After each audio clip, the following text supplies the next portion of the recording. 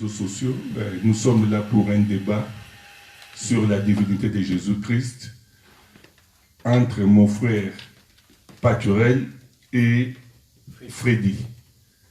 Donc nous sommes là parce que le frère Freddy, pour lui, Jésus-Christ est fils de Dieu, et pour le frère Paturel, Jésus-Christ est Dieu. Alors nous allons leur donner le temps de nous exposer quelque chose sur la divinité de Jésus-Christ. Donc je passe le message au frère Freddy qui va commencer à exposer pour 15 minutes.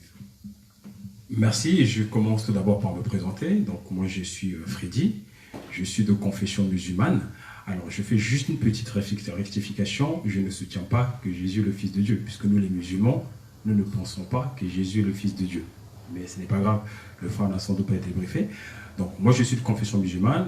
Tout d'abord, je tiens à dire ceci, c'est au nom d'Allah, le miséricordieux par essence et par excellence, que sa paix et sa grâce soient sur le prophète Mohammed, sur ses compagnons et sur ses épouses, ainsi que sur les autres envoyés, parmi lesquels Jésus, Issa, alayhi salam.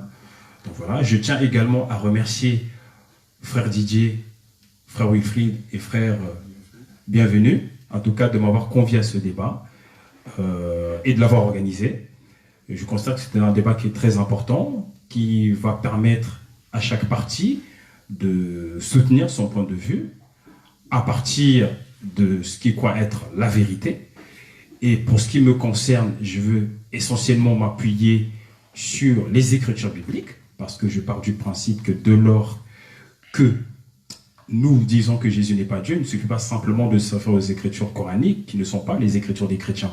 Donc moi, je vais m'appuyer sur les Écritures bibliques pour apporter les preuves comme quoi Jésus n'est pas Dieu, mais simplement un envoyé de Dieu, ce qui ne lui retire pas son importance et qui ne retire pas la gloire qu'il a eue au cours de sa mission. Voilà. Bien, merci. Tout d'abord, je remercie d'abord le Seigneur. Jésus-Christ, le Dieu véritable, c'est lui qui nous a fait grâce encore d'être là ce jour pour pouvoir défendre ce sujet face à notre frère Freddy sur la divinité de Jésus. Parce que le frère, lui, il croit pas, selon sa religion, selon sa foi, qu'il ne confesse pas que Jésus-Christ n'est pas Dieu. Mais moi, je crois que Jésus est Dieu. Et donc, c'est l'occasion pour nous qui nous est favorable sur cet espace, afin de démontrer, selon la Bible, parce que nous allons tourner autour de la Bible pour démontrer est-ce que Jésus est Dieu ou il ne l'est pas. Donc, voilà, c'est ce que je peux dire comme avance. Et je suis votre frère Wilfried, comme l'a présenté notre bien-aimé. Bienvenue. Merci, frère. Bon, maintenant, nous donnons à notre frère Freddy d'exposer pourquoi pour lui, Jésus-Christ est un serviteur, il n'est pas Dieu. Merci frère, bienvenue. Alors, comme la plupart des gens le savent, ce qui nous distingue, nous les musulmans, des chrétiens, c'est précisément, pour nous, Jésus, Issa, est un messager de Dieu, un envoyé de Dieu. Et je vais d'abord commencer par citer une écriture coranique pour que les frères chrétiens sachent, par les écrits coraniques, la position des musulmans, et que ce ne soit pas simplement une simple affirmation de ma part. Je vais donc prendre la sourate 4, verset 71, que je cite. Ô gens du livre. Par ô gens du livre, il faut entendre les juifs et les chrétiens. N'exagérez pas dans votre religion, et là ça s'adresse spécifiquement aux chrétiens, et ne dites pas d'Allah, et ne dites d'Allah que la vérité. 4, 171. Donc, je reprends. Ô gens du livre, n'exagérez pas dans votre religion et ne dites d'Allah que la vérité. Le Messie Jésus, fils de Marie, n'est qu'un messager d'Allah. Sa parole qu'il envoya à Marie est un souffle venant de lui. Donc, comme vous pouvez le voir, pour le Coran, la chose est simple. Jésus est un messager d'Allah, un messager de Dieu pour les chrétiens. Donc, partant de ce principe, nous les musulmans, nous ne pouvont pas soutenir la thèse selon laquelle la créature serait le créateur. Maintenant, que dit les Écritures bibliques? Là, pareil, je vais commencer par citer toujours une écriture, Mais au préalable, je voudrais citer Christ. Parce que je pars du principe que le meilleur témoin sur son statut, ce n'est pas moi, ce n'est pas le frère Wilfried, c'est Jésus lui-même. Bien que je ferai intervenir d'autres témoins, dont Dieu lui-même. Mais au préalable, Jésus a dit ceci, c'est dans Jean 14, 24. Celui qui ne m'aime pas ne garde pas ma parole. Et la parole que vous entendez n'est pas de moi, mais du Père qui m'a envoyé. Les choses ici, dans le cadre de ce verset, est claires. Jésus dit que pour que nous l'aimions, nous devons garder sa parole. Et il précise que la parole qu'il prononce n'est pas de lui, mais du Père qui l'a envoyé. Mais si Jésus est Dieu, qui d'autre peut l'envoyer? Et à qui donc est cette parole? Si Jésus est Dieu, il ne peut pas dire « la parole que vous entendez n'est pas de moi », puisque Jésus est Dieu. Donc cette parole est forcément la sienne, puisqu'il est Dieu. Or, il dit « cette parole n'est pas de moi, mais du Père qui m'a envoyé ». Donc Jésus pose le cadre. Il dit, cette parole que je prononce n'est pas de moi, donc je n'en suis pas le tributaire. 2, il vient de celui qui m'a envoyé. Jésus, tout de suite, se donne un statut, qui est celui d'un envoyé. Donc il serait quand même assez étonnant que Jésus, qui dès le départ précise qu'il a été envoyé, soit lui-même l'envoyeur. Si moi j'envoie un courrier, il serait difficile que je sois le courrier. Donc il faut savoir dissocier les choses et faire dire à Jésus que ce qu'il dit. C'est-à-dire qu'il ne faut pas attribuer à Jésus un statut qu'il ne revendique pas. Donc, je vais aussi prendre une autre écriture parce que celle-là, elle est très importante. Je vais la citer. C'est dans Jean 5, 24. Jésus dit, en vérité, je vous le dis. Notez toujours que Jésus insiste en disant, en vérité, en vérité. En vérité, je vous le dis, celui qui écoute ma parole et qui croit en celui qui m'a envoyé a la vie éternelle. Il ne vient pas au jugement, mais il est passé de la mort à la vie. Jésus dit que en vérité, nous devons écouter sa parole et croire en celui qui l'a envoyé. Mais comment quelqu'un, dont on prétend qu'il est Dieu, passe son temps à soutenir qu'il a été envoyé? Ça n'a pas de sens. Et Jésus précise que celui qui croit qu'il a été envoyé et qui écoute sa parole, bien sûr en la mettant en pratique, a la vie éternelle. C'est-à-dire que cette personne accède au paradis. Donc, la base de la croyance en Christ est posée. La croyance en Christ consiste à écouter sa parole, c'est-à-dire le message que Dieu lui a transmis, l'évangile, en arabe l'injil, la bonne nouvelle, et croire qu'il a été envoyé. Question, qui a envoyé Jésus? Réponse, Allah, Dieu.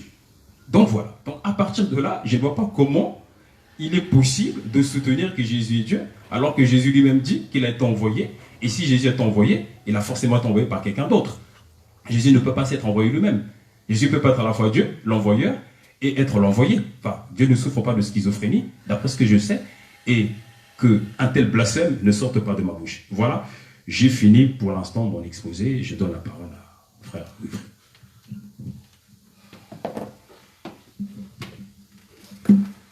Bien, merci. J'ai suivi avec beaucoup d'attention la première intervention du frère Freddy. Il a essayé de démontrer, selon, je crois, un verset coranique et 2 versets bibliques, pour expliquer que Jésus n'est qu'un envoyé, mais Jésus n'est pas Dieu. Alors, nous allons aussi démontrer avec les Écritures, parce que nous courons après le temps, si Jésus est Dieu ou il ne l'est pas. C'est très important. Et déjà, moi, personnellement, avant d'expliquer l'Écriture, je crois d'abord aux Écritures telles qu'elles sont écrites noir sur blanc. Si l'Écriture dit que Jésus, fils de Dieu, je dis Amen à l'Écriture. Si l'Écriture dit que Jésus est envoyé, je dis Amen à l'Écriture, frère. Mais non, la chose qui serait là, c'est de comprendre comment Jésus est fils de Dieu. Parce qu'attention, Jésus n'est pas seulement fils de Dieu. La Bible aussi déclare qu'il est aussi fils de David, frère. Mais à quel moment? Il y a beaucoup des éléments comme ça que nous allons essayer de démontrer selon les Écritures ici, noir sur blanc.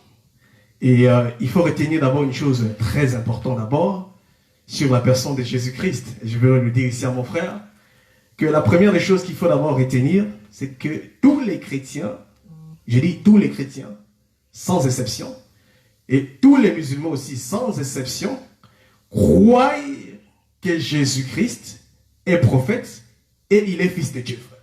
D'abord, premièrement, frère. Deuxièmement, je veux dire ceci, que tous les chrétiens du monde entier ne croient pas que Mahomet est prophète. Donc, le débat, c'est sur la divinité de Jésus, mais ce n'est qu'une parenthèse qui j'ouvre. Maintenant, je vais prendre d'abord une écriture pour aller rapidement, frère. Parce que quand nous parlons de Dieu, c'est quoi Dieu, frère? Cela est très important. Je veux aller rapidement avec... je suis dans... Parce qu'il faut connaître à quel moment Jésus est Dieu, à quel moment Dieu est Fils, à quel moment il est Esprit. Parce qu'il y a certains qui croient comme ça, Dieu soi-disant, Dieu le Père, Dieu le Fils, Dieu l'Esprit, frère. Cela est très important d'abord de comprendre ça d'abord. Parce que lorsque nous parlons de Jésus comme Fils de Dieu, parce qu'il faut d'abord retenir que Dieu a plusieurs attributs. C'est très important, frère. Il a l'attribut de sauveur, législateur, rédempteur, proche parent. Dieu a tellement d'attributs. Et il a l'attribut créateur. Et nous croyons qu'il n'y a qu'un seul Dieu, parce qu'il n'y a pas plusieurs dieux. D'abord, les Écritures disent que même les démons croient qu'il y a un seul Dieu. Cela est très important. Donc déjà, nous sommes d'accord sur le principe qu'il n'y a pas de Dieu, mais il n'y a qu'un seul Dieu. Maintenant, il faut reconnaître d'abord une chose premièrement. Dieu dit ceci, qu'il ne partage sa gloire avec personne. Mais nous avons vu dans les Écritures, Dieu partageait sa gloire avec Jésus-Christ. Ça, ce sont les éléments qu'il faut d'abord comprendre. Mais moi, j'aime Jésus parce que le débat aujourd'hui qui va amener un sujet de contradiction n'est que la personne de Jésus. Parce qu'il faut retenir d'abord que Jésus, c'est un sujet de contradiction. D'après ce qu'a dit le bien-aimé Siméon. Je vais d'abord lire cette écriture. On va rentrer dans le vif du sujet. Mon frère, tu me fais signe pour le temps. Écoutez, c'est ce que Siméon dit dans Luc chapitre 2. Je suis dans le livre de Luc chapitre 2. Je prends le verset même à partir du verset 33 pour aller rapidement. Son père et sa mère étaient dans l'admiration des choses qu'on disait de lui. Siméon le bénit et dit à Marie sa mère, « Voici cet enfant est destiné à amener la chute et le relèvement de plusieurs en Israël, et à devenir un signe qui provoquera la contradiction. » Tenez d'abord que Jésus, c'est un signe qui provoque la contradiction. C'est-à-dire si aujourd'hui, il y a des débats, les débats ne tournent qu'autour de la personne de Jésus. Cela est très important, mes frères. Maintenant, le frère, il a lu. La différence, c'est que quand le frère lit, il lit l'écriture, elle est écrite comme ça en français. Jésus, fils de Dieu, Jésus va dire ceci, c'est là, frère. Maintenant, remarquez d'abord une chose. Premièrement, frère, je prends Ésaïe chapitre 44, parce que le temps nous manque. Ésaïe chapitre 44, je suis dans le livre Ésaïe chapitre 44. Ésaïe chapitre 44, je prends le verset 6. Lisez avec moi, mes frères. Ésaïe chapitre 44, verset 6, je lis. Ainsi parle l'Éternel. C'est l'Éternel. Roi d'Israël et son Rédempteur. Je suis le premier, je suis le dernier, et en moi, il n'y a point de Dieu. Très important, frère. Ici, Dieu dit, il est question de Dieu, frère. Il dit, je suis, retenez ça, c'est ça ce qui m'intéresse beaucoup. Je suis le premier et je suis le dernier. En dehors de moi, la finalité c'est quoi? Il n'y a point d'autre Dieu. Ah, donc, Dieu l'Éternel, il est le premier, il est le dernier. Maintenant, nous allons toujours marcher avec les Écritures. Voilà ce que va dire le bien-aimé Jean d'Apocalypse. Retenez que le premier et le dernier, c'est Dieu lui-même. Il faut retenir ça. Maintenant, je prends Apocalypse, chapitre 1. Je vais aller rapidement. Nous allons expliquer, le temps nous manque. Il faut déjà retenir que Ésaïe, chapitre 44, le verset 6 Dieu a dit, il est le premier, il est le dernier, et en dehors de lui, il n'y a point d'autre Dieu. Donc Dieu, c'est lui le premier, c'est lui le dernier. Pas d'autre. Maintenant, je prends Apocalypse. Apocalypse, chapitre 1. Voilà ce que dit le bien-aimé Apocalypse. Je prends le verset, Apocalypse chapitre 1, verset 4. Pour aller rapidement. Il faut que le frère lise parce qu'il ne faut pas qu'on dise que j'invente les choses. J'ai dit, le frère, j'espère que le frère a déjà retenu que Dieu est le premier, il est le dernier. En dehors de lui, il n'y a point d'autre Dieu, donc l'éternel. Jean, aux 7 églises qui sont en Asie, que la grâce et la paix vous soient données de la part de celui qui était et qui vient, et de la part des 7 esprits qui sont devant son trône, et de la part de Jésus-Christ. Retenez, il est question de Jésus-Christ, le témoin fidèle, le premier-né des morts et le prince des rois de la terre. À celui qui nous aime et qui nous a délivrés de nos péchés par son sang. Je saute, verset 6. Voilà, je prends rapidement le verset 7 pour aller rapidement. Voici, il vient avec les nuées, et tout œil le verra, même ceux qui l'ont percé, et toutes les tribus de la terre se lamenteront à cause de lui. À cause de lui. Oui. Je prends le verset 8. Je suis l'alpha. C'est Jésus qui continue.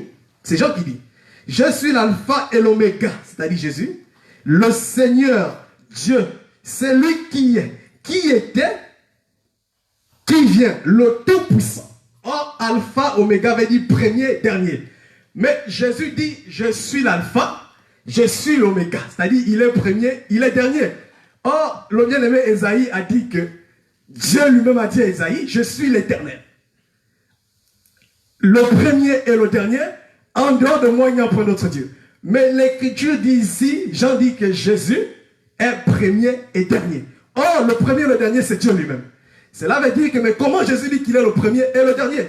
Parce qu'un témoin ne suffit pas. Peut-être que la chose n'est pas claire pour nos frères. Ça va être clair parce que je vais encore ajouter Apocalypse. Apocalypse 22. Je lis rapidement. Je prends même le verset 7. Et voici, je viens bientôt, heureux celui qui garde la parole de la prophétie. C'est moi, Jean, qui ai entendu ces choses. Et quand j'ai entendu, je suis tombé au pied de l'ange qui me montrait pour l'adorer. Mais il me dit, garde-toi de le faire, je suis ton compagnon de service, celui de tes frères, prophètes, et de celui qui garde la parole de Dieu. Et il me dit, ne scelle point ces choses. Je saute. Je suis l'alpha, c'est toujours Jésus. Je suis l'alpha et l'oméga. Le verset 13, Apocalypse 22, verset 13. Ça, c'est Jésus. Je suis l'alpha et l'oméga. Le premier et le dernier, le commencement et la fin. Donc, premier veut dire commencement, dernier veut dire la fin. Esaïe a dit clairement, Dieu l'a dit, je le répète ici pour les frères qui nous prennent en cours, Esaïe chapitre 44, le verset 6, Dieu a dit, je suis le premier, je suis le dernier, en dehors de moi, il n'y a point d'autre Dieu. Mais dans Apocalypse, avec 2 versets, Jésus dit, il est le premier, il est le dernier. Cela veut dire que, par là, nous comprenons ceci, que le Dieu véritable qui est le premier, qui est le dernier, n'est rien d'autre que Jésus-Christ. Parce qu'il n'y a qu'un seul Dieu. Même les démons l'ont dit. Il y a une seule foi, un seul Seigneur. Il est le premier et le dernier. Ça, c'est déjà une démarche pour démontrer que le premier et le dernier, selon Ésaïe chapitre 45, verset 6, n'est que Dieu lui-même. C'est lui l'éternel. Donc le premier et le dernier, c'est Dieu lui-même. Il n'y a pas autre personne. Et il a dit, je suis le seul Dieu. C'est ce qu'il a dit, frère. Mais je vais poser la question au frère. Merci, frère. Parce que ma question était de savoir comment il y a 2 premiers et il y a 2 derniers, frère. Merci, frère. Non, vous pouvez poser votre question. Non, c'était pour démontrer, je ne sais pas si le temps. Voilà, ok, le temps. Le frère va venir. Parce que je n'ai pas fini d'exposer, frère. C'était d'abord pour démontrer. C'était pour démontrer que le premier et le dernier n'est que Dieu lui-même, le véritable. Mais ici, il a dit que Dieu, voilà. Maintenant, ici, il a dit que le premier et le dernier, c'est Jésus-Christ. Vous avez dit que vous allez poser la question. Non, il y aura le temps. Laisse-moi exposer. On est en train d'exposer. Il me reste combien de minutes? Il vous reste 3 minutes. Maintenant, écoutez d'abord. Je reviens maintenant dans une chose. Parce que je prends encore une autre écriture pour démontrer comment Jésus est Dieu. Je suis dans Apocalypse, que les musulmans fuient beaucoup. Et il me dit ces paroles. Apocalypse chapitre 22. Et il me dit, ces paroles sont certaines, c'est-à-dire la révélation, les choses qu'on montre à Jean. Apocalypse chapitre 22, verset 6. Et il me dit, ces paroles sont certaines et véritables. Et le Seigneur, le Dieu des esprits des prophètes, a envoyé son ange pour montrer à ses serviteurs les choses qui doivent arriver. Qui a envoyé son ange? Dieu. Retenez ça. C'est lui qui a envoyé son ange aux prophètes pour montrer les choses qui doivent arriver dans l'Apocalypse. L'Écriture dit c'est Dieu. Maintenant, je poursuis. Retenez toujours que c'est Dieu. Je continue, frère. Toujours dans l'Apocalypse chapitre 22. Je suis l'alpha et le Dieu prote. Heureux ceux qui lavent leur robe. Je saute. Apocalypse chapitre 22, verset 15. Verset 16. Voilà, verset 16. Il faut que le frère lit. Apocalypse chapitre 22, verset 16. Mais Apocalypse chapitre 22, verset 6, ici il est dit, et il me dit, ces paroles sont certaines et véritables. Le Seigneur, le Dieu des esprits des prophètes, a envoyé son ange. C'est Dieu qui a envoyé. Retenez, c'est Dieu. Maintenant, Apocalypse chapitre 22, verset 16. L'Écriture dit, moi Jésus, j'ai envoyé mon ange pour vous attester ces choses dans les églises. Oh. Comment Jésus dit que moi Jésus dit, moi Jésus, j'ai envoyé mon ange pour vous attester ces choses, c'est-à-dire la révélation des choses prophétiques que Jean explique dans l'Apocalypse. Mais dans Apocalypse chapitre 22 verset 6, Dieu dit, c'est moi qui ai envoyé mon ange. Mais dans Apocalypse 22 verset, je crois, verset 16, Jésus dit bien clairement, moi j'ai envoyé mon ange. Donc déjà ici nous avons Jésus, Dieu qui envoie son ange, Jésus atteste que c'est lui. Donc, par ces écritures déjà, pour aller rapidement, parce que nous allons beaucoup démontrer des choses ici, nous avons déjà 2 écritures, 3, 4, qui montrent clairement que Jésus est Dieu. Et s'il vous plaît, Jésus n'a jamais dit de sa bouche qu'il est Dieu, pas seulement Dieu. Même quand il a fait des guérisons, des délivrances, certains venaient dire, tu es un prophète. Jésus n'a jamais nié cela, frère. Donc, c'est très important parce que le frère, lui, il veut une écriture, noir sur blanc dans la Bible, où on dit Jésus est Dieu. Nous allons même le donner ça s'il veut, mais nous ne sommes pas des gens à donner clairement. Nous allons démontrer depuis Genèse Apocalypse comment Jésus est Dieu. Parce que dans Apocalypse, j'ai démontré comment Jésus est Dieu. Merci mon frère. Oui, nous passons au frère Freddy. Merci frère Wilfried pour sa démonstration très passionnée. Alors, frère Wilfried a cité Apocalypse. C'est étrange parce que je me dis, si frère Wilfried a cité Apocalypse, il a certainement dû lire le premier chapitre et le premier verset. Qui dit le premier verset d'Apocalypse? Révélation de Jésus-Christ que Dieu lui a donné. C'est bien ça.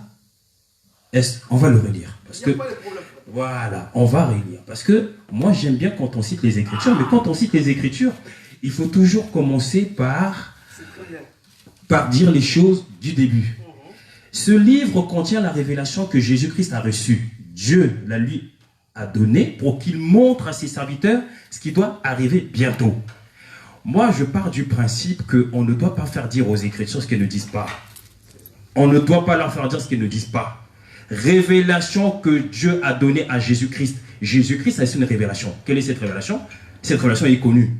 C'est l'évangile, la bonne nouvelle. Donc, et mon frère aura beau dire que dans Apocalypse, parce que l'Apocalypse c'est Jean, mais le même Jean a dit dans le premier épître de Jean au chapitre 4, verset 12, personne n'a jamais vu Dieu. Mais si nous nous aimons les uns les autres, Dieu demeure en nous, son amour est parfait en nous. Mais comment Jean, apôtre de Christ, peut-il dire que personne n'a jamais vu Dieu, puisque Jésus est en Dieu? Donc si Jésus est Dieu, Jean a vu Dieu. Or, Jean dit, personne n'a jamais vu Dieu. Et c'est dans le même évangile de Jean, au chapitre 17, verset 3, Jésus dit, parce que frère l'a cité Ésaïe, ensuite il allait dans l'Apocalypse. Moi j'ai commencé par les citer les paroles du Maître, qui est notre Maître à tous. Et je constate que mon frère n'a pas contredit. Quand Jésus dit, or la vie éternelle, mais qu'est-ce que la vie éternelle? La vie éternelle c'est le paradis. Or la vie éternelle consiste à te connaître toi, le véritable Dieu, et celui que tu as envoyé, Jésus-Christ. Jésus-Christ fait une différence entre Dieu et lui que Dieu a envoyé. Et malgré ça, mon frère Wilfried soutient contre vents et marées que Jésus est Dieu. Alors il est parti pour des passages en disant je suis le premier, l'alpha, l'oméga. Non, il faut revenir simplement à ce que Christ dit. Et moi je vais citer une écriture parce que moi je suis là pour citer le Christ en tant que témoin de ce qu'il est, de ce qui n'est pas. Moi je ne vais pas inventer des choses sur Christ. Et je dois prendre une parole. C'est dans Jean 7, versets 28 à 29. Je cite. « Je ne suis pas venu de moi-même, mais celui qui m'a envoyé est vrai, et vous le connaissez. Moi, je le connais, car je viens de lui, et c'est lui qui m'a envoyé. » Frère, sauf à m'expliquer que Jésus est schizophrène, c'est un peu comme si, excusez-moi hein, cet exemple profane, c'est un peu comme si Clark Kent disait « J'ai été envoyé par Superman », alors que nous savons tous que Clark Kent n'est autre que Superman. Nous savons que Peter Parker, c'est Spider-Man. C'est comme si Peter Parker disait « J'ai été envoyé par Spider-Man », alors que Peter Parker, c'est Spider-Man. Non, Dieu ne souffre pas de schizophrénie. Dieu ne dit pas une chose et son contraire. Si Jésus dit « La vie éternelle consiste à te connaître, toi, le véritable Dieu, et celui que tu as envoyé, Jésus-Christ », on doit dire « Amen » et dire que cette parole est vraie. Mais on ne doit pas aller commencer à dire « Oui, c'est vrai, mais en même temps, ce n'est pas vrai. » C'est vrai. Et je poursuis toujours, parce que moi, je cite toujours le Maître. C'est lui qui est là pour nous départager. Alors, je continue. Voici ce que dit toujours le Christ. Dans Jean 12, 44. Celui qui croit en moi, croit non pas en moi, mais en celui qui m'a envoyé. Et celui qui me voit, voit celui qui m'a envoyé. Vous voyez à quel point Jésus insiste à chaque fois sur le fait qu'il a été envoyé. C'est un envoyé. Et je ne vois pas ce qu'il y a d'infamant à reconnaître que Jésus est un envoyé. Dès lors que Jésus lui-même l'admet. Il est où le problème? Si Mohamed dit « Je suis un messager d'Allah », moi je ne vais pas croire qu'il est Allah lui-même. Puisqu'il dit qu'il est un messager d'Allah. Si je dis qu'il est Allah, je le fais menteur. Si je dis que Jésus est Dieu, je fais Jésus un menteur. Puisque Jésus dit qu'il est un envoyé. Oh, est-ce que Dieu est là pour nous mentir? Est-ce que Dieu est là pour nous tromper? Est-ce que Dieu est là pour semer la confusion dans nos esprits? Non. Et maintenant, je vais citer Dieu lui-même à propos de Jésus. Le témoignage de Dieu à propos de Jésus. Alors, vous me laissez quelques petites secondes. Non, vous avez encore voilà. 10 minutes. Hein. Voilà. Donc, Vous avez encore 10 minutes. le témoignage de Dieu sur le Christ. Je redonne le contexte. C'est dans Matthieu chapitre 3, verset 16. Vous savez que Jésus est baptisé par Jean le Baptiste. Je fais juste préciser au frère Wilfried hein, qu'il est quand même assez étrange que Jésus, qu'il prend pour Dieu, ait été baptisé par son propre prophète Jean le Baptiste. Et en sachant que le baptême de Jean avait pour but de laver les péchés. Donc il est quand même assez étrange que Dieu se présente devant son prophète pour qu'il le baptise, pour effacer ses péchés. Mais oh, est-ce que Dieu est pécheur? Pour qu'il éprouve le besoin de passer devant son propre prophète, pour qu'il passe le sur la tête pour effacer ses péchés. Ça n'a aucun sens. Donc, je cite Dieu. Donc, une fois que Jésus est en train de se faire baptiser, voici le témoignage de Dieu. Celui-ci est mon fils bien-aimé, en qui j'ai mis toute mon affection. Voilà ce que Dieu dit du Christ. Quoi? Donc, ça veut dire quoi? Ce jour-là, Dieu se parle à lui-même. Donc, résumons le frère Wilfried. Donc, il y a Dieu dans le ciel et il y a Dieu sur terre. Et le Dieu qui est dans le ciel, il se parle à lui-même qui est en bas. Il dit, tu es mon fils bien-aimé. Donc Dieu se parle à lui-même. Il dit, tu vois, tu es mon fils. Oh, non, Dieu ne souffre pas de schizophrénie ni de dédoublement de la personnalité. Pour arriver à ce type de raisonnement, il faut qu'il y ait quelque chose qui n'ait pas été compris. Donc, j'ai cité le témoignage de Dieu à propos. Il dit, celui-ci est mon fils bien-aimé en qui j'ai mis toute mon affection. Et d'ailleurs, on peut même se reporter, parce que le frère tout à l'heure, il a cité le livre d'Ésaïe. Mais je l'invite à lire le passage d'Ésaïe. Je vais le lire, c'est Ésaïe 40. Pour qu'ils comprennent pourquoi Dieu dit, celui-ci est mon fils bien-aimé en qui j'ai mis toute mon affection. Même s'il y aurait des choses à dire sur le terme de fils. Mais bon, ce n'est pas le sujet. Et je vais trouver le passage. Vous me laissez quelques secondes. Il est où? Ésaïe 40.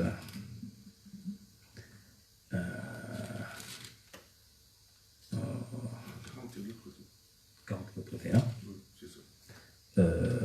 Non, je cherche le passage. Je lui dis, celui-ci est mon élu, mon serviteur, en qui mon âme prend plaisir.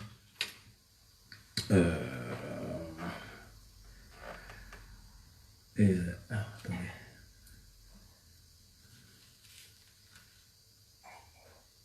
Bon, je n'arrive pas à trouver le passage, mais je pense que le frère Wilfried confirmera un passage où Dieu dit, celui-ci est mon élu, mon oint, celui en qui mon âme prend plaisir.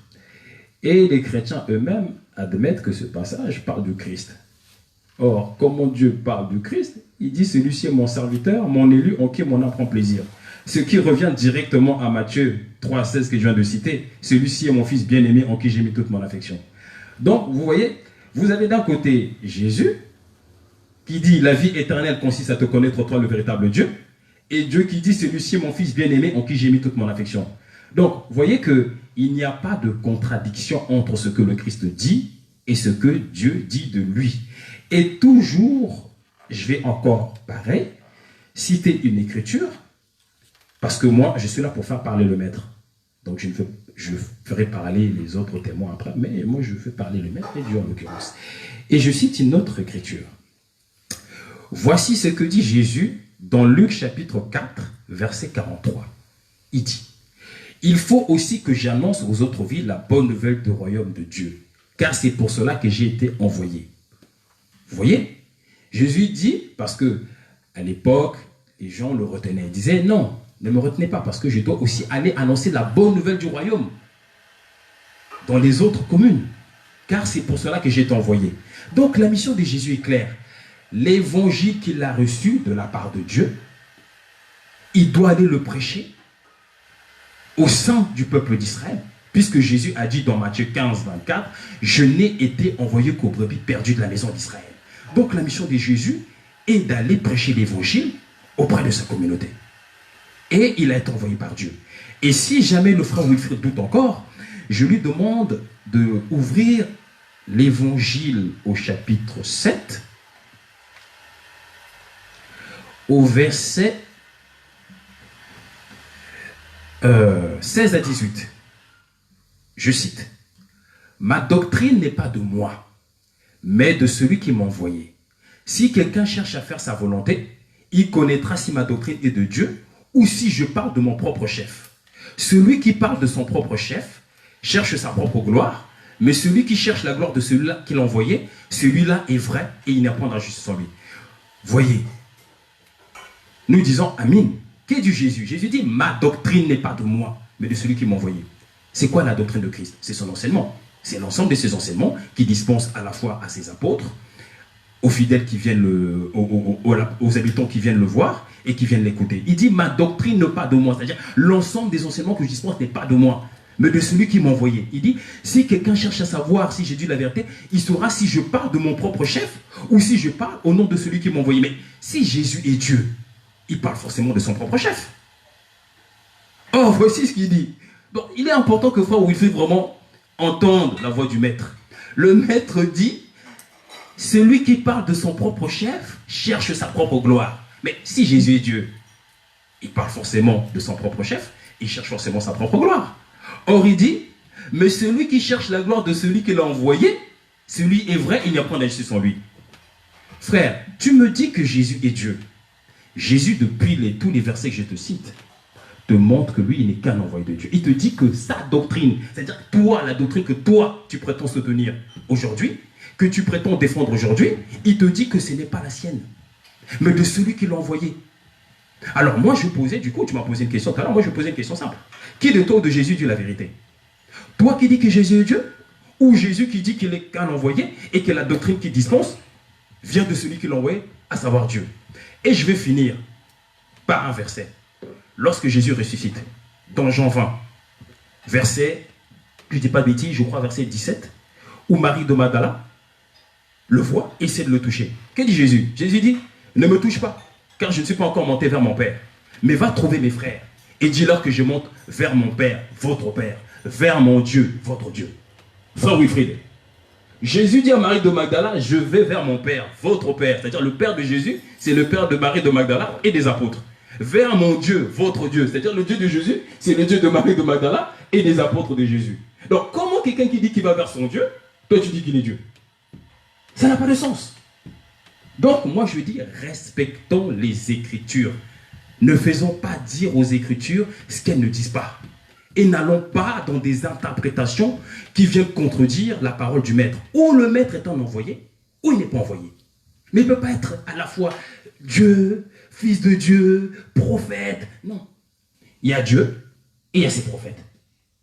Et je mets au défi n'importe qui de trouver une écriture de Jésus où Jésus dit « Je suis à la fois Dieu, prophète et fils de Dieu ».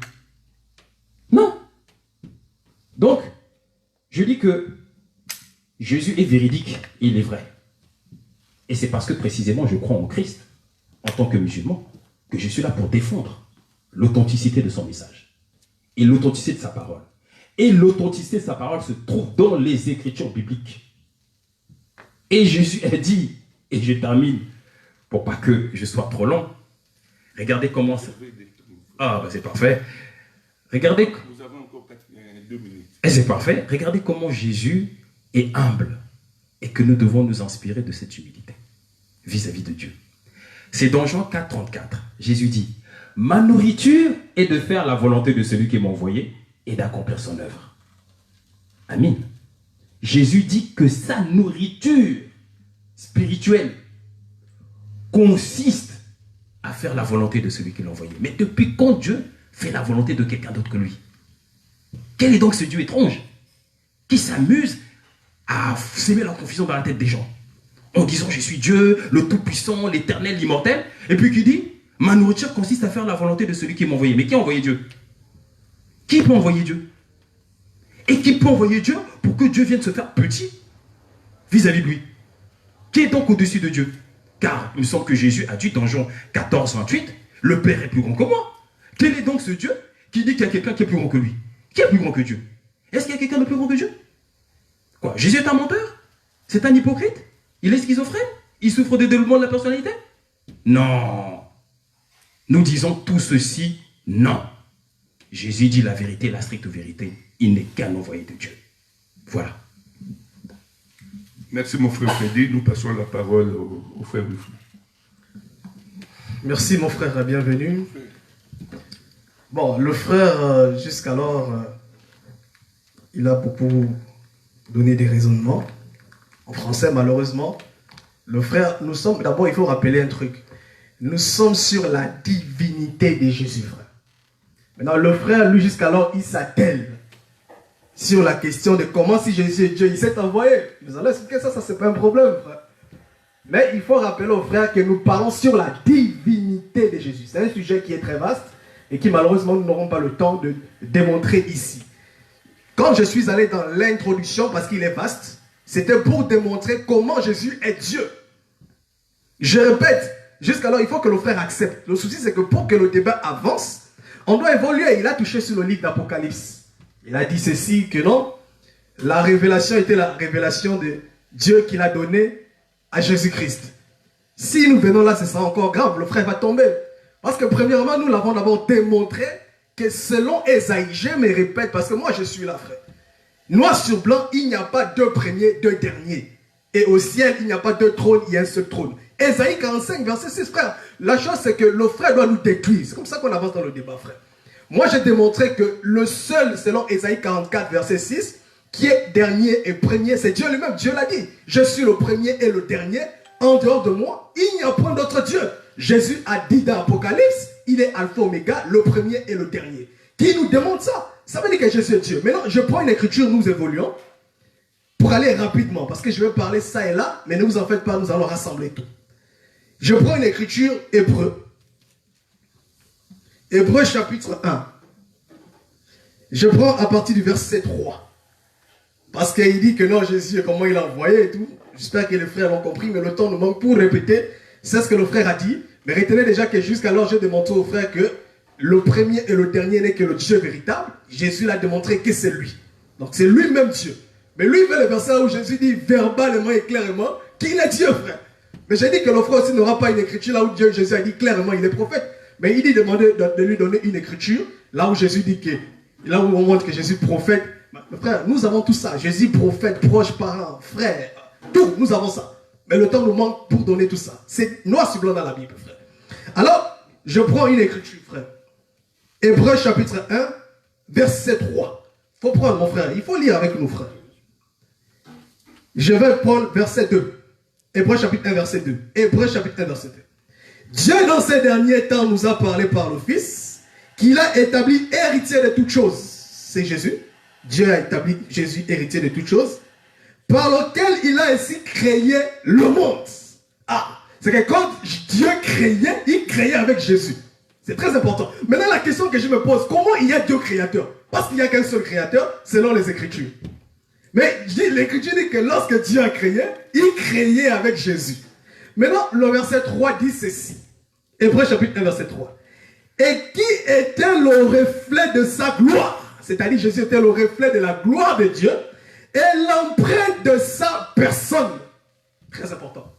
L'Écriture dit noir sur blanc. Jésus était le reflet de Dieu et il était le reflet de sa personne. Maintenant, je me pose la question, frère. Comment l'Écriture dit que Jésus était l'empreinte de Dieu? C'est-à-dire si Jésus touchait bienvenue comme ça, c'était l'empreinte de Dieu qui restait. Ça veut dire que même lorsque Jésus marchait avec Pierre et les apôtres, lorsque Jésus touchait Pierre, c'était l'empreinte de Dieu qui restait sur sa paume. Parce que la Bible dit clairement, il est l'empreinte de Dieu. C'est très important. Maintenant, le frère dit que non, mais comment Dieu s'est envoyé, Jésus l'a envoyé? On va évoluer, ça c'est pas un problème. Déjà, retenez que quand Dieu a créé, il a créé avec Jésus. Donc le monde que tu vois là, l'Écriture dit qu'il a créé avec lui et il est le reflet de la gloire de Dieu. C'est-à-dire que quand Jésus marchait sur la terre, la gloire que Jésus avait, c'était la gloire de Dieu. Et il était l'empreinte de sa personne. Frère, il n'y a pas deux empreintes, frère. L'empreinte. Très important. Il était quoi? L'empreinte de Dieu. Donc, même si Jésus met le doigt là, l'empreinte qui reste sur cette tablette, c'est l'empreinte de Dieu. Maintenant, on va évoluer. Je prends Ésaïe chapitre 34. Même Ésaïe chapitre 35. Voilà ce que dit l'Écriture, frère. Ésaïe chapitre 35. Je prends le verset 4. Ésaïe 35, verset 4. Dites à ceux qui ont le cœur troublé. Tenez-vous bien, frère. Prenez courage et ne craignez point. Voici votre Dieu. La vengeance viendra. Ici, il est question de Dieu. La rétribution de Dieu. Il viendra lui-même. Qui? Dieu. Il viendra lui-même. Très important, frère. Et vous sauvera. Ah, donc Dieu viendra quoi? Lui-même. Pourquoi?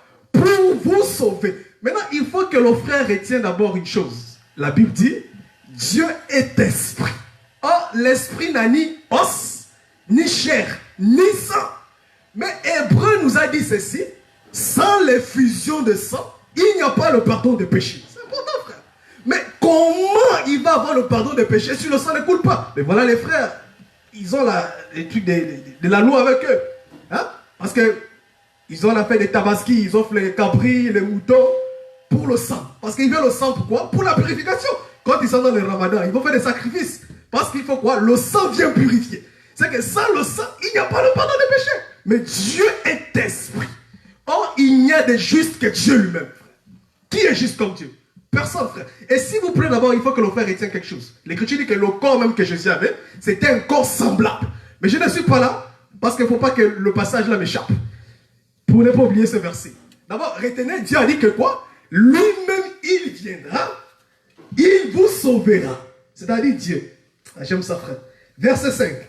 Alors s'ouvriront les yeux des aveugles, s'ouvriront les oreilles des sourds. Alors les boitiers sautera comme un cerf et la langue du muet éclatera de joie. Je m'arrête ici, frère. Maintenant, comment reconnaître que Dieu est arrivé? Ce sont ces miracles.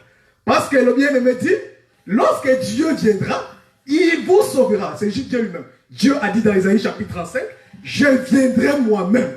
Pas quelqu'un d'autre. Ah, donc Dieu... Mais si Dieu vient lui-même, comment il envoie quelqu'un d'autre? Parce que lui-même, tu peux même laisser ça, mon frère, merci. Lui-même, il a promis venir. Il a dit, je viendrai moi-même, mais j'aime ce qui suit. Et je vous sauverai.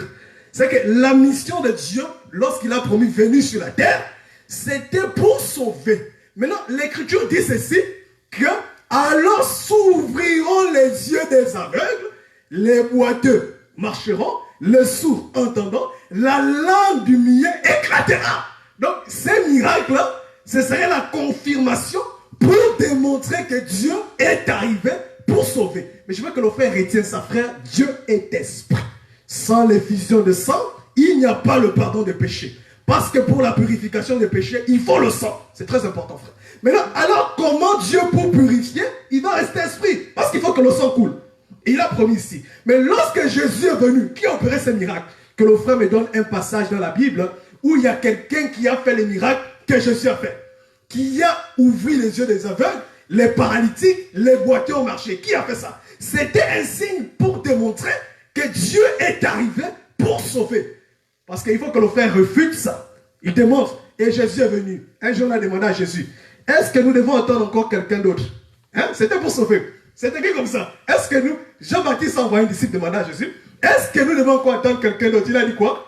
Va dire, les aveugles voient, les boiteux voient, les sourds entendent. Pourquoi? Parce qu'ils attendaient qui? Le sauveur.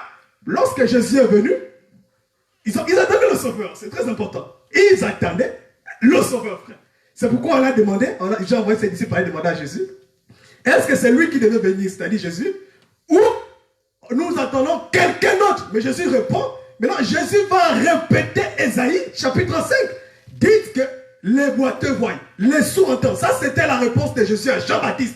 Pourquoi? Parce que lorsque Dieu a promu venir, il avait dit que lorsque je viendrai, les aveugles verront, les boiteux verront, les paralytiques marcheront. C'est pourquoi Jésus répète l'écriture d'Ésaïe. C'est très important. C'était quoi? C'était pour démontrer que, parce que Jésus ne peut pas dire clairement, oui, il est arrivé. Mais il a seulement dit que les aveugles voient, les sourds entendent. Voilà la réponse de Jésus. J'aime ça parce qu'il n'a pas ajouté. Pourquoi? Parce que Ésaïe avait dit que lorsque Dieu viendra, voici les miracles qui vont s'accomplir. Et Jésus, lorsqu'on envoie Jean-Baptiste envoie ses disciples poser la question, est-ce que c'est lui qui devait venir ou nous attendons encore quelqu'un d'autre? Mais Jésus n'a pas dit non. Bon, je ne sais pas, mais c'est moi, je suis arrivé. Non, Jésus a dit, va seulement lui dire, les aveugles voient, les sourds entendent. Parce que c'est ce que Dieu avait promis. Donc retenez déjà que lorsque Dieu est venu, parce qu'il faut que le frère retienne quelque chose. C'est très important, frère. Nous allons évoluer, frère. Donc, qui accomplit ces miracles?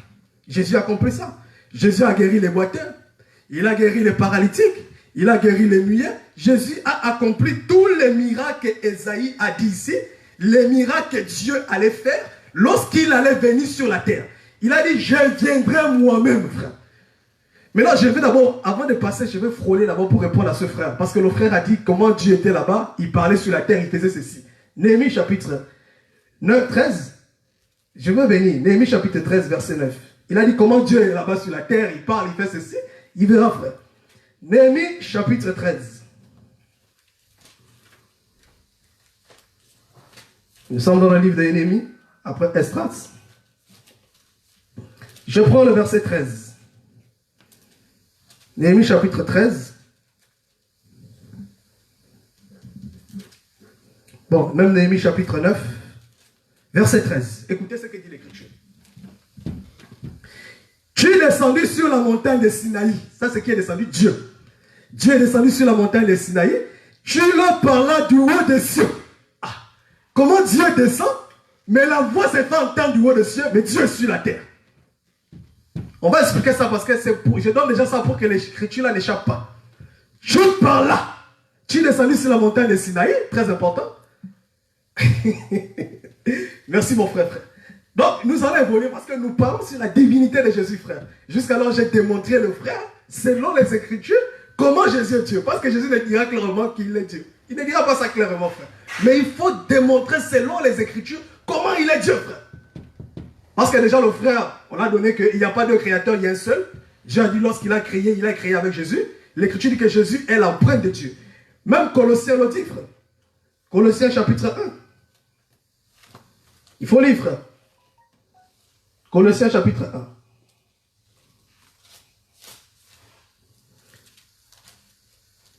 Colossiens chapitre 1. Je prends même le verset 15. Colossiens chapitre 1, verset 15. Il est l'image du Dieu invisible, c'est-à-dire Jésus. Le premier-né de toute la création. Car en lui ont été créées toutes les choses qui sont dans les cieux et sur la terre, les visibles et les invisibles. Trône, dignité, domination, toute autorité. Tout a été créé par lui et pour lui. Remarque ça, frère. Il faut donner l'écriture au frère, il faut qu'il lise ça. Tout a été créé par lui, tout, sans exception. Les cieux et la terre, tout ce qui s'y mouve a été créé par Jésus. Parce que la Bible dit, tout a été créé par lui et pour lui. Je répète aux frères en disant ceci, Dieu a dit, je ne partage pas ma gloire avec quelqu'un d'autre, mais dans les Écritures, nous voyons Dieu partager sa gloire avec Jésus. Même le trône, parce qu'il n'y a pas de trône. Il dit, tout a été créé par lui et pour lui, noir sur blanc. Colossiens chapitre 1, je suis au verset 16, même verset 17. Verset 16, tout a été créé par lui et pour lui. Cela est très important, frère. Maintenant, il faut que le frère comprenne quelque chose. À quel moment Dieu est-il Père? Dieu est Fils. Dieu est Esprit. C'est très important. Parce que même le diable comprend même la manière de Dieu de marcher. Alors si l'homme ne comprend pas, ce serait difficile. Parce qu'il faut retenir. Dieu a l'attribut Père, Fils, Saint-Esprit. Ce sont les dispensations que Dieu travaille avec. De même que le diable aussi étant un imitateur, lui aussi il a imité les attributs de Dieu. Parce que le diable aussi est Père. L'Écriture dit, il est Père du mensonge. C'est écrit noir sur blanc. Le diable il est Père, hein? Père du mensonge. Mais le diable aussi prend l'attribut de Fils, Fils de la perdition. De Thessaloniciens. Disons avec moi.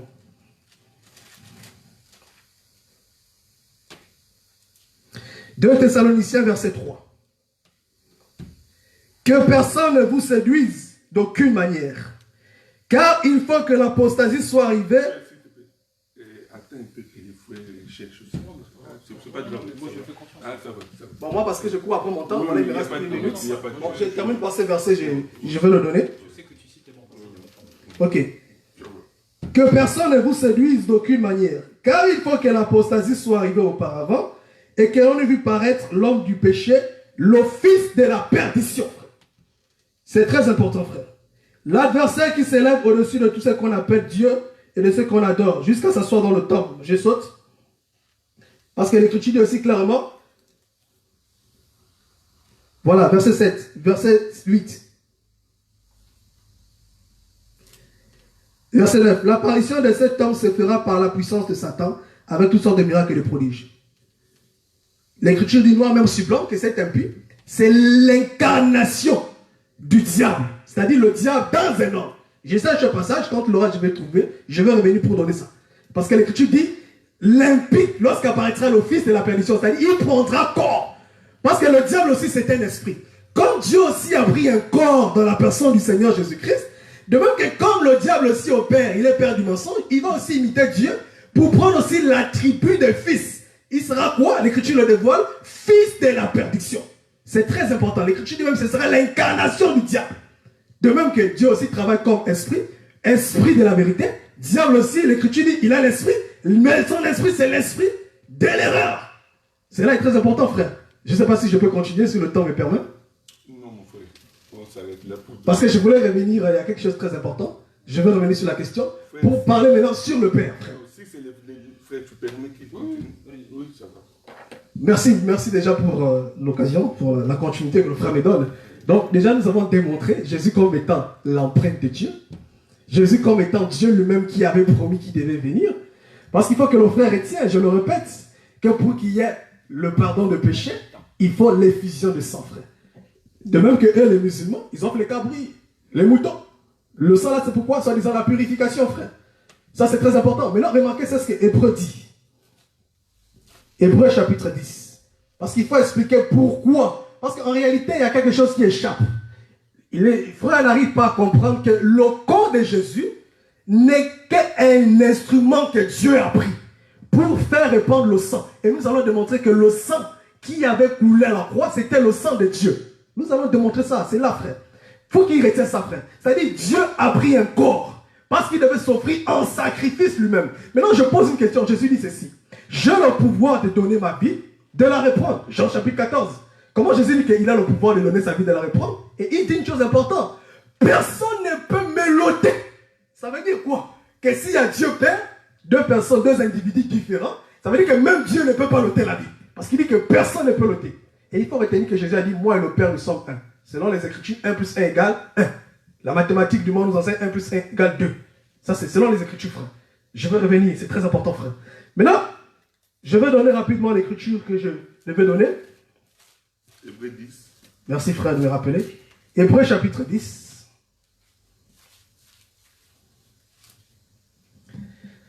Hébreux chapitre 10. Je prends le verset 6. Tu n'as agréé ni holocauste. Tu l'as, c'est Dieu. Pour aller rapidement, il faut lire depuis le début pour avoir la bonne compréhension. Tu n'as agréé ni holocauste ni sacrifice pour le péché. Alors je dis, voici, je viens dans le rouleau du livre. Il est question de moi. Dieu dit, tu n'as agréé ni sacrifice, ni holocauste. Mon frère, il faut retenir que Dieu n'agrée pas les capris, la tabaski. C'est très important, frère. Dieu n'a pas agréé ses sacrifices. Alors l'Écriture dit, voici, je viens dans le rouleau du livre. Il est question de moi. Pour retenir que le seul sacrifice que Dieu a agréé n'était rien d'autre que la personne de Jésus, parce que Jésus était tout un animal qui devait être offert en sacrifice pour le pardon de nos péchés. C'est pourquoi lorsque Jean l'a vu, il a dit, voici l'agneau de Dieu qui ôte le péché du monde. Dieu, c'était un répétiteur. Même le Coran le dit, parce que dans la loi, avant d'offrir un animal, on devait l'examiner s'il n'a pas le défaut. Avant d'offrir un animal, c'était très important. C'est pourquoi Jésus aussi, comme un agneau, on l'a amené chez Jean-Baptiste pour l'examiner. Jean a examiné Jésus, il a dit, je ne trouve en lui aucun défaut, prenez-le, frère. Donc c'était l'animal qu'on offrait en sacrifice pour le pardon des péchés. Maintenant, je vais démontrer que le sang qui avait répandu à la croix n'était que le sang de Dieu lui-même, parce que Dieu lui-même a pris un corps pour s'offrir un sacrifice. Je sais que le frère va venir nous poser les questions, mais comment Dieu a dit que Père, j'ai remis mon esprit entre tes mains, mon Père, pourquoi m'as-tu abandonné? Nous allons expliquer ça, frère. Mais j'explique d'abord le sacrifice, pourquoi Jésus a pris un corps. Parce qu'il n'existe pas Dieu le Fils, Dieu le Saint-Esprit. Non, frère. Dans la Bible, il y a Fils de Dieu et Dieu le Père. Ça, c'est les Écritures, frère. Il faut retenir cela, frère. Donc, Fils, Père, Saint-Esprit, ce sont des attributs de Dieu. Dieu travaille avec tous ses attributs, frère. Il a travaillé comme Père, c'était pour donner la loi. Parce que Proverbe le dit, Proverbe chapitre 1, je crois, verset 8. Mon fils, ne rejette pas les préceptes de ton père, ne rejette pas l'enseignement de ta mère. C'est-à-dire que le Père, c'est la loi, c'est les préceptes. Il faut retenir ça, frère. Parce que Dieu est le même hier, aujourd'hui, éternellement. De même que l'Écriture l'a dit dans l'Apocalypse. Je suis le même hier, aujourd'hui, éternellement, frère. Il faut retenir ça, c'est très important, frère. Donc, lorsque Dieu prend un corps dans la personne de Jésus, il fallait que Dieu s'offre en sacrifice lui-même pour le pardon des péchés, frère. Parce que Dieu est esprit. Et la Bible dit que sans le pardon, sans l'effusion de sang, il n'y a pas le pardon des péchés. Dieu lui-même veille sur sa parole pour l'accomplir. Alors, comment qui? Je pose maintenant la question. Parce que la Bible dit, tous ont péché en Adam et sont privés de la gloire de Dieu. C'est-à-dire que toute l'humanité était dans le péché. Personne n'était digne, même les holocaustes. Tout ce qu'on offrait à Dieu, Dieu n'a créé pas ça, frère. Donc il fallait que Dieu prenne un corps. C'est pourquoi Ésaïe avait dit dans 35,6, dites à ceux qui ont le cœur troublé, c'est Dieu, je viendrai moi-même et je vous sauverai. C'est que Dieu avait promis venir lui-même. Voilà la raison pour laquelle, lorsque Jésus est né, on a donné le nom d'Emmanuel, qui fait dire Dieu parmi nous, Dieu au milieu de son peuple. Ça veut dire que lorsque Jésus marchait, c'était le temple que Dieu a pris pour marcher. Et la Bible dit en Jésus, habita corporellement. Quand on parle de corporel, on parle du corps. Toute la plénitude de la divinité, frère. Cela est très important, frère. Parce que personne, frère, même lorsque Dieu a habité dans les tabernacles, Dieu ne s'est jamais déversé dans toute sa plénitude, frère. Parce que qui peut contenir? C'est que le seul qui a pu contenir, c'était le corps. Quand nous parlons de Jésus, nous parlons de corps. Quand nous parlons de Jésus, nous parlons de la faiblesse de Dieu. Parce que frère Paul a dit, dans 1 Corinthiens, il a dit que la faiblesse de Dieu est plus forte que les hommes. C'est-à-dire que Dieu en Jésus, c'est ça, Dieu dans sa faiblesse. Parce que la chose échappe, frère. Il faut faire très attention quand on lit ça en français. Donc, le frère veut la parole, nous allons revenir. Donc, voilà déjà les éléments que j'ai donnés au frère, s'il peut réfuter tout ça. Frère, tu as 22 minutes. Oui. Alors, le frère Wilfried a dit beaucoup de choses. Alors, en fait, ce que je trouve assez intéressant, c'est que depuis le début de cet entretien, le frère Wilfried n'a pas cité une seule fois une parole du Christ. C'est-à-dire qu'une parole que le Christ a tenue directement. Pas qu'on lui attribue, mais qu'il a tenue directement. Il est quand même assez étrange que celui qui se dit disciple de Christ en face de moi ne cite jamais son maître. Et que ce soit moi le musulman qui cite les paroles du maître. C'est troublant. Alors, le frère a cité Hébreu. Il a cité Hébreu. Mais quand on cite Hébreu, ça veut dire on cite Paul. Moi, je prends le témoignage de Paul. Et on va voir si Paul, lui aussi, a des problèmes de schizophrénie. Alors, voici ce qu'ici dit l'apôtre Paul dans Actes des Apôtres au chapitre 13, verset 23. C'est de la descendance de David que Dieu, selon sa promesse, a suscité à Israël un sauveur qui est Jésus-Christ. C'est l'apôtre Paul qui le dit. Il dit, Dieu a suscité à Israël un sauveur qui est Jésus-Christ. Mais quoi? Paul veut dire une chose. Il dit que Dieu a suscité un sauveur qui est Jésus, et puis d'un autre côté, il va dire que Jésus... Non, parce que Paul ne se contredit pas. Enfin, je pense que Paul ne se contredit pas. Et je cite toujours Paul, parce que c'est toujours intéressant d'avoir les témoignages. Voici ce qu'il dit Paul dans leur première épître aux Corinthiens, au chapitre 11, verset 3. Je veux cependant que vous sachiez que Christ est le chef de tout homme, que l'homme est le chef de la femme, et que Dieu est le chef de Christ. Frère bien-aimé, si vraiment ce que tu dis est la vérité, à savoir que Jésus est Dieu, manifesté en chair, est-ce que Dieu a un chef? Mais si Jésus est Dieu, qui est son chef alors? Qui est le chef de Jésus? Or, Paul, que tu as cité dans Hébreu, dit que je veux que vous sachiez que Dieu est le chef de Christ. Ah, mais moi, je me dis, mais soit c'est ma logique qui est en train de défaillir, ou j'ai un problème. Ou alors, c'est vraiment, tous ces gens-là, c'est des menteurs. Hein. Vraiment, ils s'amusent avec nous. Et je continue toujours. Paul. Voilà ce que dit Paul dans la deuxième épître aux Corinthiens, au chapitre 1, verset 1. Paul, hein, béni soit Dieu, le Père de notre Seigneur Jésus-Christ. Oh! Paul dit béni soit Dieu, le Père de notre Seigneur Jésus-Christ. Mais depuis quand Dieu a un père? Depuis quand Dieu a un papa? Mais si Dieu a un papa, il a un grand-père. Il a un arrière-grand-père. Et d'ailleurs, du coup, ça prend sens. Puisque quand on lit Matthieu chapitre 1, généalogie de Jésus-Christ, fils de David, fils d'Abraham. Ah. Donc voilà que Dieu a une généalogie. On apprend qu'il a plusieurs papas. Donc, il a son papa, c'est Dieu. Il a David comme papa. Il a Abraham comme papa. Mais on se dit, mais ce Dieu-là, vraiment, c'est un farceur. C'est pas possible. Non. Nous ne tenons pas ce genre de blasphème. Et là, j'ai cité Paul. Parce que quand on cite Hébreu, etc., il faut restituer les paroles de Paul dans leur contexte. Il ne faut pas faire dire à Paul ce qu'il ne dit pas. Et je continue toujours. Parce que, frère, quand on cite des Écritures, il faut toujours remettre les Écritures dans leur contexte et pas partir, citer un passage et puis oublier le reste. Toujours Paul. Et ce sont des témoignages. Hein. Deuxième épître aux Corinthiens, chapitre 1, versets 18 à 19. Aussi vrai que Dieu est fidèle, la parole que nous vous avons adressée n'a pas été oui ou non. Car le Fils de Dieu, Jésus-Christ, qui a prêché au milieu de vous par moi, par Sylvain, n'a pas été oui ou non. Qui dit Paul? Paul dit car le Fils de Dieu, Jésus-Christ.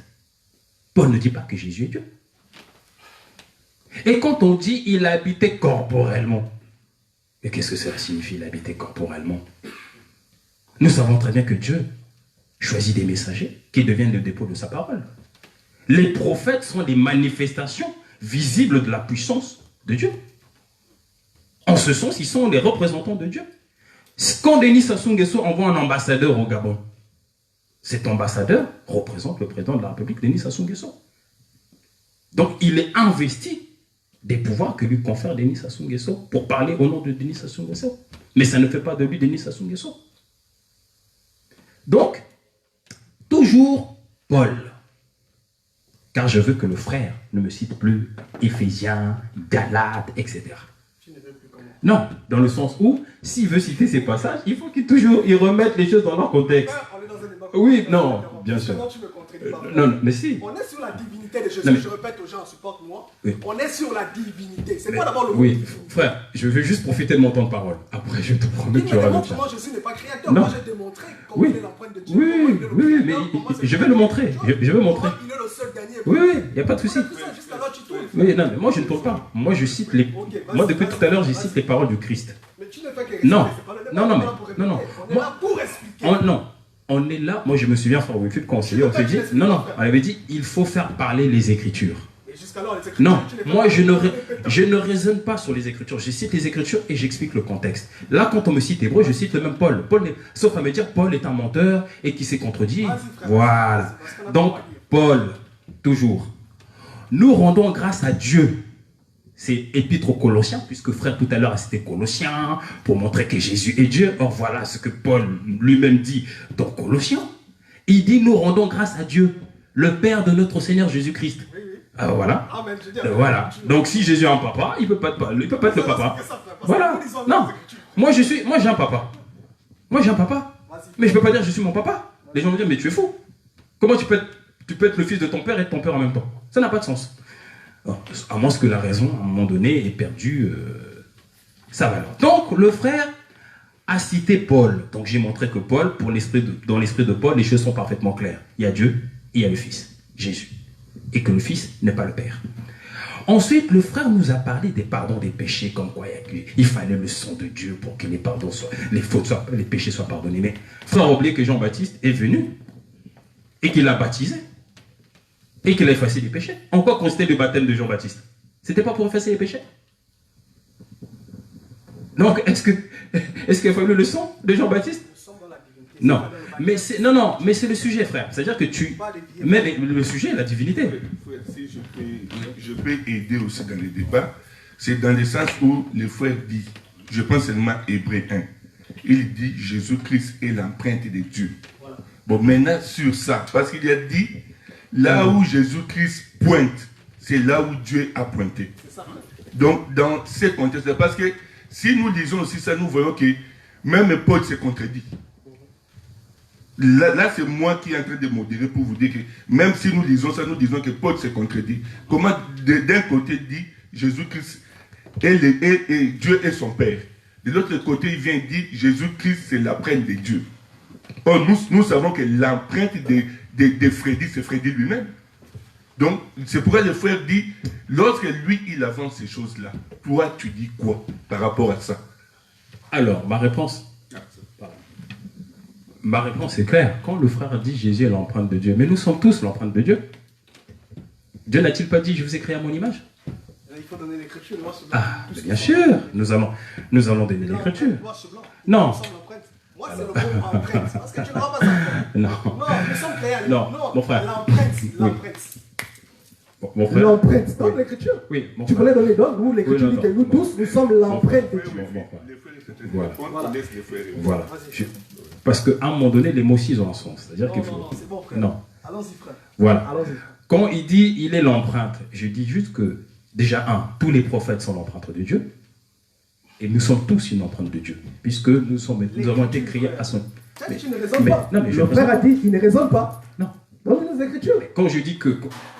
Quand Dieu dit je vous ai créé à mon image, j'ai donné une écriture, non? À moins que tu me dises que c'est nous faux. sommes l'empreinte de Dieu. Alors, mais peu importe. Alors, je continue mon raisonnement, parce que je voudrais quand même aussi profiter de mon temps de parole. C'est le raisonnement. Tout à l'heure, on est toujours dans la divinité. Moi, j'ai cité des paroles où Jésus dit clairement, elle est envoyée, etc. Le frère, tu ne m'as pas contredit, tu es parti dans des passages. Bon, tu as dit tout à l'heure qu'il fallait que je te cite une parole où Jésus dit qu'il est un prophète, littéralement. C'est bien ça. Alors, je vais te lire Luc chapitre 4, verset 23. Je redonne le contexte. Jésus se rend à Nazareth. Et là, qu'est dit Jésus? Voilà ce que Jésus va dire. Sans doute me direz-vous, médecin, guéris-toi toi-même. Et fais ici à Nazareth ce que nous avons appris que tu as fait à Capernaum. Ce à quoi Jésus répondit, en vérité, je vous le dis, aucun prophète n'est bien reçu dans sa patrie. Voilà. Quel est le terme que Jésus utilise? Et Jésus parle de lui, là, en l'occurrence. Quel est le terme qu'il utilise? Prophète. Je voulais savoir si un passage de Jésus dit, il utilise le terme prophète. Je viens de te citer un passage de Jésus, clairement, se définit comme un prophète. Et je continue toujours. Dans Luc chapitre 13, versets 31 à 33, il est dit, en ce temps-là, les pharisiens vinrent le voir lui dire, va-t'en par d'ici, car le roi Hérode veut te faire mourir. Et Jésus répondit, allez dire à ce narc que voici, je chasse les démons aujourd'hui et demain. Après, j'aurai fini. Mais il faut que je poursuive ma route aujourd'hui et demain, car il ne convient pas qu'un prophète meure ailleurs qu'à Jérusalem. Jésus parle de lui ici. Et quel est le terme qu'il utilise? Prophète. Bien. Donc, Jésus est un prophète. prophète. Et Jésus lui-même le reconnaît. Donc, Personne n'a demandé alors, non, que voilà. Jésus est prophète. Voilà. Donc, recommençons d'abord. C'est toi qui as dit Non, que non. Jésus n'est ni fils ni machin. Moi, Non, je t'ai non. dit que j'ai les Écritures Non. qui demandent qu'il est prophète. Non, mais- Il est fils. Ne Il frère, est tout. On justement. va expliquer. Non, non. Parce qu'il n'est pas seulement fils de Dieu, je répète. Non. Il est aussi fils de David. Frère Wilfried, on laisse les frères. Voilà. Donc, On est dans un débat contradictoire. bien sûr, oui, bien sûr. Oui. Donc, déjà, qu'est-ce qu'on voit? C'est que jamais Jésus ne s'attribue le statut que le frère Whitfield lui donne. Jamais. Maintenant, quand le frère dit... mais le frère, il a cité tout à l'heure Paul. Mais qui dit Paul? Il est le premier-né de la création. Mais attends. Est-ce que Jésus est une création? Si Jésus est Dieu, il est le créateur. Il ne peut pas être la création. Or, que dit Paul? Il est le premier-né de toute la création. Le premier-né de toute la création. C'est-à-dire que lorsque Dieu a créé, la première personne que Dieu a créée, c'est Jésus. Premier-né de la création. Donc, comment celui qui a été créé peut être le créateur? Donc, voilà. Donc, tout ça pour dire, frère, il faut lire correctement les Écritures et pas leur faire dire ce qu'ils ne disent pas. Premier-né de la création ne veut pas dire créateur. À moins que les mots n'ont plus de sens et qu'on peut tout confondre. Voilà. Donc, ensuite, frère, tu as parlé de Dieu qui va descendre directement. Mais, frère, lorsque dans le livre d'Exode, le peuple hébreu est en train de se faire martyriser par Pharaon, qu'a dit Dieu? J'ai entendu vos souffrances et je viens. Mais est-ce qu'il est venu directement? Non. Puisque le même Dieu dit dans Deutéronome 4, versets 15 à 19, puisque vous n'avez vu aucune figure qui vous a parlé au mont Sinaï, préservez vos âmes et ne représentez Dieu sous quelque forme que ce soit. Mais si le peuple d'Israël avait vu Dieu, il leur aurait donné une forme. Jean a dit, personne n'a jamais vu Dieu. Mais Jésus est venu. Il a choisi des apôtres, parmi lesquels Jean. Mais quand Jean écrit, il dit, personne n'a jamais vu Dieu. Si c'est le Fils. Oui. Oui. Attends. Si c'est Non, le non. Fils. Ça, c'est d'abord dans ça, c'est... Oui. Oui. Mais justement, très bien. Alors, dans ce cas-là, frère me donne une occasion de faire témoigner Jean. Voilà. Moi, je cite les témoignages. Voici ce que dit Jean dans l'épître, première épître de Jean au verset 5. Pardon, première épître de Jean, chapitre 5, versets 7 à 12. Je cite. Si nous recevons les témoignages des hommes, le témoignage de Dieu est plus grand. Jean dit que le témoignage de Dieu est plus grand que celui des hommes. C'est-à-dire plus grand que le tien, plus grand que le mien, et plus grand que celui de frère Bienvenu. Et il dit, car le témoignage de Dieu, pas celui des hommes, hein, pas celui de frère Wilfried, consiste en ce qu'il a rendu témoignage à son Fils. Celui qui croit au Fils de Dieu a ce témoignage en lui-même. Celui qui ne croit pas Dieu le fait menteur, puisqu'il ne croit pas au témoignage de Dieu que Dieu a rendu à son Fils. Et ce témoignage, c'est que Dieu nous a donné la vie éternelle et que cette vie est dans son Fils. Celui qui a le Fils a la vie, celui qui n'a pas le Fils de Dieu n'a pas la vie. Jean dit que le témoignage que Dieu a donné et qui est plus grand que celui de tous les hommes, et que nous devons croire que Jésus est le Fils et son Fils. Mais, encore une fois, je reviens au problème de schizophrénie. Comment est-ce que Dieu dit que son témoignage consiste à croire que Jésus est son Fils? Alors que frère Wilfried soutient depuis le début de cette conversation que Jésus est Dieu. Non. Les Écritures ne mentent pas. Et je continue toujours Jean. Parce que frère, c'était Jean. C'est-à-dire, frère cite beaucoup de passages. Mais j'ai l'impression qu'il ne prend pas le temps de le lire correctement. Voici la première épître de Jean au chapitre 4, verset 15. Voici ce qu'il dit. Et là, c'est vraiment plus grave. Il dit, celui qui déclare publiquement que Jésus est le Fils de Dieu, Dieu demeure en lui et lui est en Dieu. Frère Wilfried, si Dieu demeure en toi, tu dois attester que Jésus est Fils de Dieu et c'est tout. Mais tu ne peux pas faire de Jésus Dieu. Et en plus, Paul tout à l'heure lui m'avait dit, béni. Mais j'ai encore cité un passage où clairement, hein, où clairement on dit que Dieu est le Dieu de Jésus. Alors, je vais citer un autre témoin, si vous me permettez. Alors,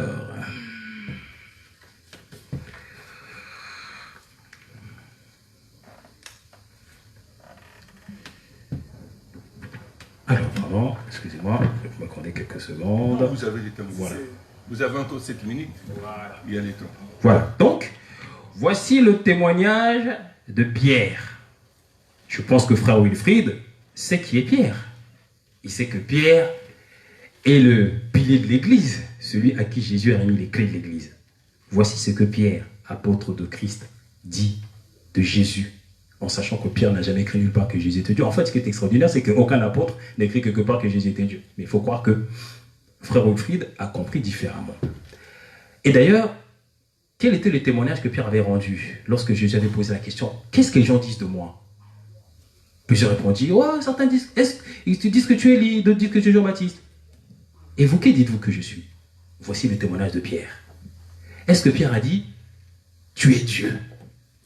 Non, il a dit « Tu es le Christ, le Fils du Dieu vivant. » Et qu'il répondra Jésus « Ce n'est ni la chair ni le sang qui t'ont révélé cela, mais mon Père qui est dans les cieux. » C'est-à-dire que Jésus dit « Ce n'est pas moi Jésus qui te l'ai révélé, mais mon Père qui est dans les cieux. » Voici le témoignage de Pierre. Et je continue toujours.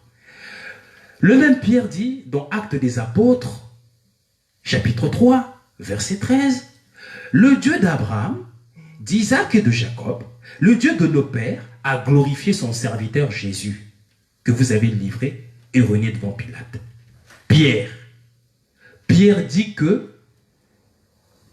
Jésus est serviteur de Dieu. Donc, il faut que frère Wilfried nous dise si Dieu ment, si Jésus ment, si les apôtres mentent et si Paul ment. Et je continue toujours dans le témoignage de Pierre, parce que le frère me reproche de citer des Écritures. Mais je ne vais pas inventer ce qui n'existe pas. Il faut bien qu'on s'appuie sur du solide. Alors, je continue. Pierre toujours. Voici ce que dit toujours Pierre dans Actes des Apôtres, chapitre 3, verset 24. « C'est à vous premièrement que Dieu, ayant suscité son serviteur, l'a envoyé pour vous bénir, en détournant chacun de vous de ses iniquités. » On constate une chose, c'est que Paul et Pierre sont d'accord sur le statut de Jésus. Puisque, comme tout à l'heure, quand je l'ai cité, dans Actes des Apôtres, chapitre 13, verset 23, Paul avait dit, c'est de la descendance de David que Dieu a suscité à Israël un sauveur, qui est Jésus. Pierre dit la même chose. C'est à vous, premièrement, que Dieu a suscité un serviteur qui est Jésus. Donc, il n'y a pas de contradiction sur le statut de Jésus. Et je termine toujours avec Pierre. Voici ce qu'il dit dans Actes des Apôtres, chapitre 5, verset 30. Le Dieu de nos pères a ressuscité Jésus. Question simple. Mais Jésus est Dieu et quelqu'un d'autre le ressuscite. C'est étrange. Le Dieu de nos pères a ressuscité Jésus, que vous avez fait tuer. Donc on découvre que Dieu a été tué. Voilà. Dieu s'est fait tuer. L'Éternel, l'immortel, s'est fait tuer par ses propres créatures. Que vous avez fait tuer en le faisant pendre au bois. Donc Dieu a été pendu au bois. Le Tout-Puissant a été pendu comme un vulgaire criminel. Dieu l'a élevé à sa droite comme prince et sauveur pour donner à Israël la repentance et le pardon des péchés. Voilà. Est-ce que frère Wilfried comprend? Là, c'est Pierre qui le dit. Dieu a élevé à la droite. Dieu a élevé Jésus à sa droite comme prince et sauveur. Juste une petite dernière explication. Quand on dit que Dieu est élevé à la droite, ça veut dire que Dieu a donné à quelqu'un une importance. Mais cette personne ne devient pas Dieu. Et cette personne n'est pas Dieu. Voilà ce que disent les Écritures. Je ne sais pas s'il me reste encore du temps. Oui, il te reste encore du temps. Oui, tu as 3 minutes. 3 minutes. Alors, je vais profiter de ces 3 minutes. Donc, j'ai cité tout à l'heure pour synthétiser et pour sans doute conclure, mais je pense qu'on aura l'occasion de reprendre ce débat, car effectivement le temps compte. Alors, j'ai commencé d'abord par citer les Écritures, les paroles du Christ, qui établissent son statut d'envoyé et de prophète. Ensuite, j'ai cité Dieu, qui clairement fait de Jésus son fils. Serviteur aussi, puisqu'il faut savoir que le terme fils désigne aussi le serviteur. Ensuite, j'ai fait témoigner les différents apôtres, qui tous disent qu'il y a le Père, et il y a le Fils, le Père et le Fils Jésus.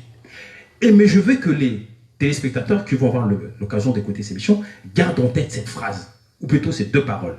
Jean 5, 24.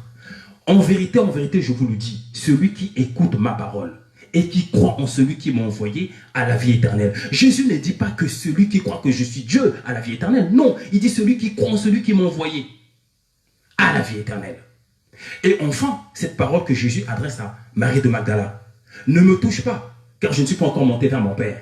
Mais va trouver mes frères et dis-leur que je monte vers mon Père, votre Père. C'est-à-dire que le Père de Jésus, c'est le Père de Marie de Magdala et des apôtres. Vers mon Dieu, votre Dieu.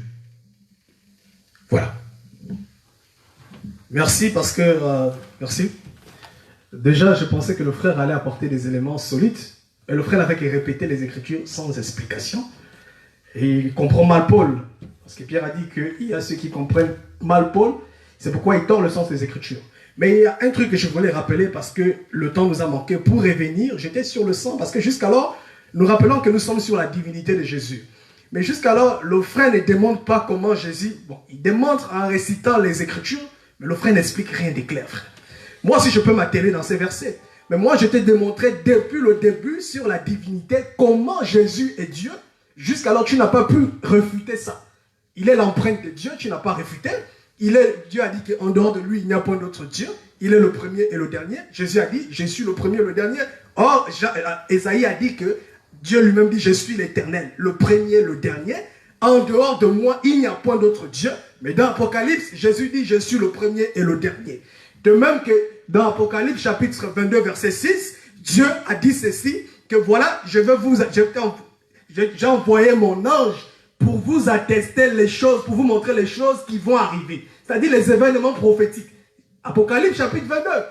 Ça c'est Jésus, Dieu qui dit ça. Il dit que moi j'ai envoyé mon ange, moi Dieu, pour vous attester les choses qui doivent arriver. Mais dans Apocalypse chapitre 22, toujours au verset 16, Jésus dit, moi Jésus, je vous ai envoyé mon ange pour vous attester les choses qui doivent arriver. C'est-à-dire ce sont les mêmes choses. Donc il y a beaucoup d'écritures comme ça. Maintenant, j'ai dit au frère que je devais l'expliquer que même le sang qui a coulé à la croix n'était que le sang de Dieu.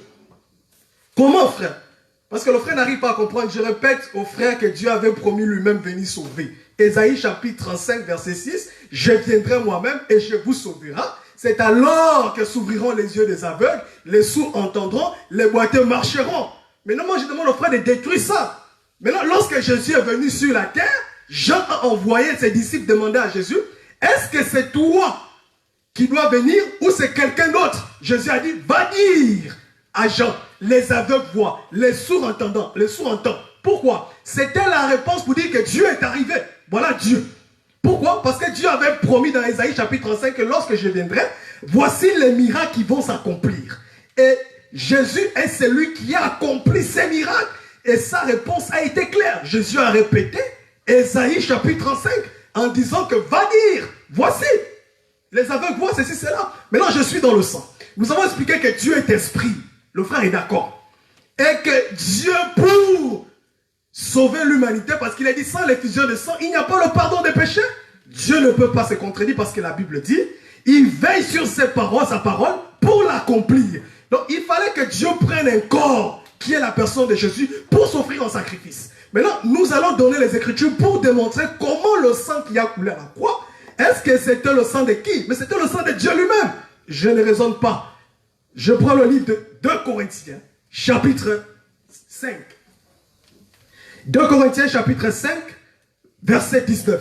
J'aimerais que tout le peuple lise avec moi et nous allons terminer par le Père parce que le Père trouble un peu le frère. 2 Corinthiens, chapitre 2, verset 5. 2 Corinthiens chapitre 2, 2 Corinthiens chapitre 5, 2 Corinthiens chapitre 5, verset 19. Écoutez ce que dit la Bible. Car Dieu était en Christ, réconciliant le monde avec lui-même. Écoutez, Dieu était en Christ, réconciliant le monde avec lui-même, en n'imputant point aux hommes leurs offenses, et il a mis en nous la parole de la réconciliation. Ici, il est question de la réconciliation. La Bible dit que Dieu était en Christ, réconciliant le monde avec qui? Lui-même. C'est-à-dire que Jésus n'est qu'un instrument. C'est le corps qu'il a choisi pour réconcilier. Maintenant, écoutez ce que dit Colossiens chapitre 1. Je prends le verset 20. Colossiens chapitre 1. La Bible dit que Dieu était en Christ, réconciliant le monde avec lui-même, frère. Voilà ce qu'elle dit maintenant Colossiens. Parce que 2 Corinthiens chapitre 5 verset 19 a dit Dieu est en Christ pour réconcilier le monde avec lui-même. Maintenant, regardez ce que Paul dit. Toujours dans 1 Colossiens chapitre 1, autant pour moi, verset 20. Il a voulu par lui réconcilier avec lui-même. C'est toujours Dieu parce que Dieu a voulu réconcilier avec lui-même. Tant ce qui est sur la terre, ce qui est dans les cieux, en faisant la paix par lui, par le sang de sa croix.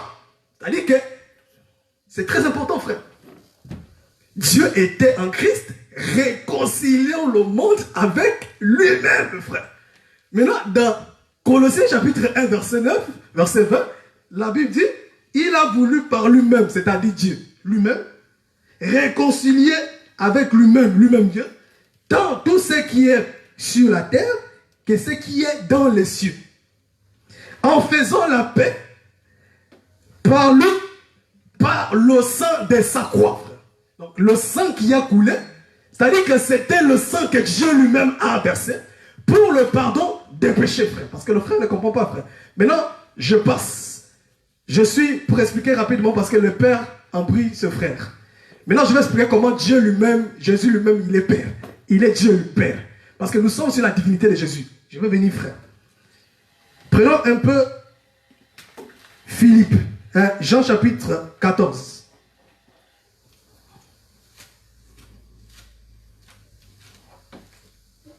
Jean chapitre 14. Il faut aller vite. Oui, rapidement. Jean chapitre 14, verset 6. On va revenir même, mais je vais rapidement. Jean chapitre 14, verset 7.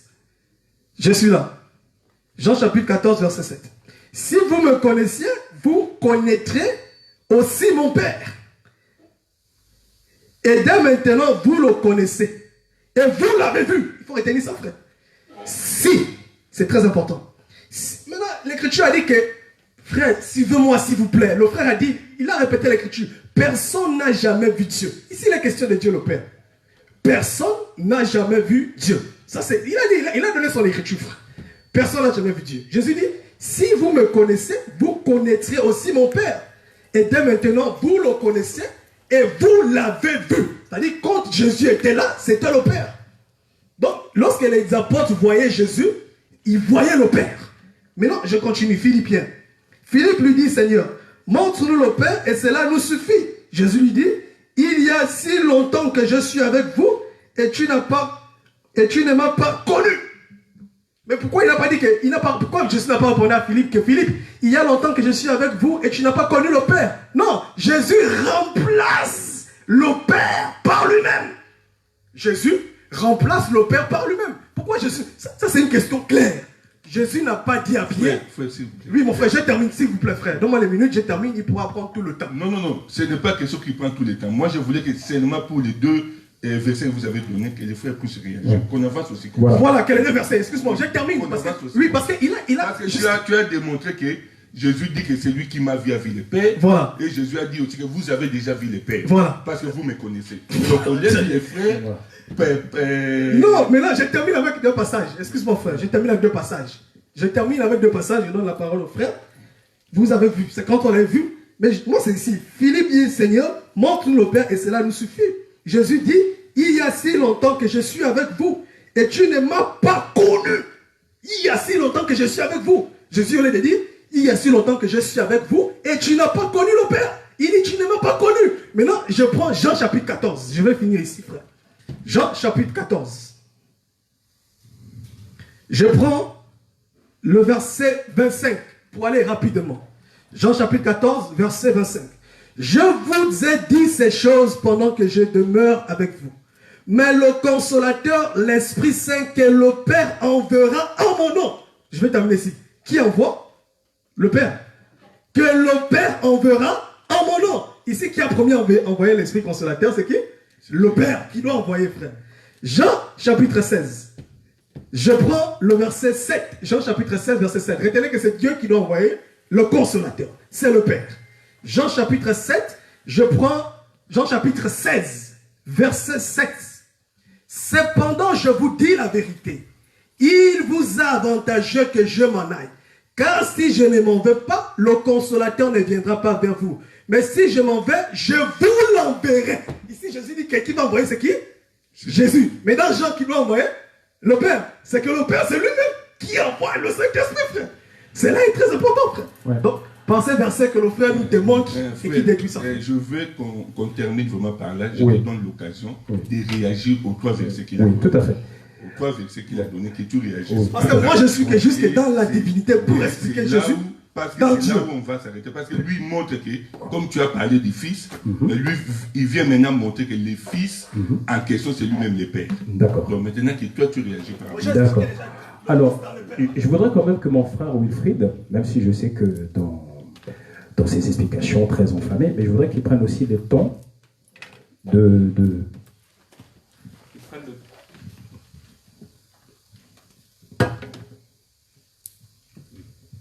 qu'ils prennent le temps d'écouter les paroles que je cite, parce que les paroles que je cite, ce ne sont pas des paroles que j'invente, ce sont les paroles du Christ. Parce que, frère nous dit, il a cité le passage où Jésus dit, mais il y a si longtemps que je suis avec vous, tu ne m'as toujours pas connu, Philippe. Et Philippe, il dit, celui qui m'a vu a vu le Père. Mais qu'est-ce que cela signifie? Parce qu'il faut que le frère sache ce qu'il veut. Soit on est dans les raisonnements, soit on est dans la citation des Écritures. Mais si à partir du moment où il donne des explications, il faut qu'il accepte aussi que moi j'en donne.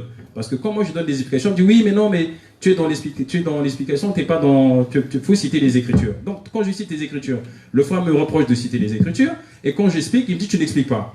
Mais qu'est-ce que cela signifie quand Jésus dit celui qui m'a vu avait le Père? Est-ce que cela signifie qu'il est Dieu? Moi je peux parfaitement dire si vous me voyez, vous avez vu mon Père. Mais qu'est-ce que ça signifie? Est-ce que ça signifie que je suis mon Père? Non. Cela peut signifier deux choses. Soit je lui ressemble physiquement, donc d'une certaine manière, en me voyant, on a vu mon Père, puisque je lui ressemble physiquement. Et en ce qui me concerne, c'est le cas. Je ressemble à mon Père. Donc c'est vrai que quand on voit, on a vu mon Père. Ou alors, cela signifie que je peux avoir les mêmes qualités ou les mêmes défauts que mon Père. Donc en voyant les qualités de mon Père, on voit mon Père. Ou on voit mes défauts, on voit ceux de mon Père. D'où l'expression, tel Père, tel Fils. Donc quand Jésus dit celui qui m'a vu a vu le Père, qu'est-ce qu'il veut dire par là? Il veut dire par là que, étant le messager de Dieu, je manifeste la volonté de Dieu sur terre. J'aime ce qu'il aime, j'ordonne ce qu'il ordonne, je condamne ce qu'il condamne, et j'approuve ce qu'il approuve. Donc en cela, nous sommes un. Et donc, quand on voit Jésus, on voit les qualités de Dieu. Car Jésus ressuscite les morts, Jésus prêche l'amour, etc. Donc ça ne fait pas de ce verset, ne fait pas de Dieu, puisqu'il a cité Jean 14. Mais encore une fois, je dis, il faut toujours citer les débuts. Qu'est dit le début de Jean? L'évangile de Jean, verset 1. Croyez en Dieu et croyez en moi. Il distingue deux personnes, Dieu et lui. Il dit, il y a plusieurs demeures dans la maison de mon Père. C'est ce qu'il dit. Donc, frère, et moi je vais terminer, parce que le temps nous... Je vais juste finir par citer moi aussi. Il ne comprend pas. Non, nous vous laissons ce débat. Moi je cite juste une dernière verset. Pour contredire. Le frère ne comprend pas une chose. Nous vous laissons ce Non. débat. Parce Voilà. que mon micro, il n'a pas l'air de clair. Frère, est-ce que je peux juste, moi de mon côté, finir juste par citer un verset? Oui. Il oublie que Alors. les paroles de Jésus sont des paroles. Jésus Oui. n'a pas parlé dans un langage clair, frère. Oui. Même aux Juifs, il a dit pourquoi ne comprenez pas vous mon langage? Mais dans ce Parce cas- que Jésus parlait dans le langage Alors. que les Juifs comprenaient. Alors dans ce cas-là, je laisse la responsabilité au frère Wilfried de dire si lui l'a mieux compris.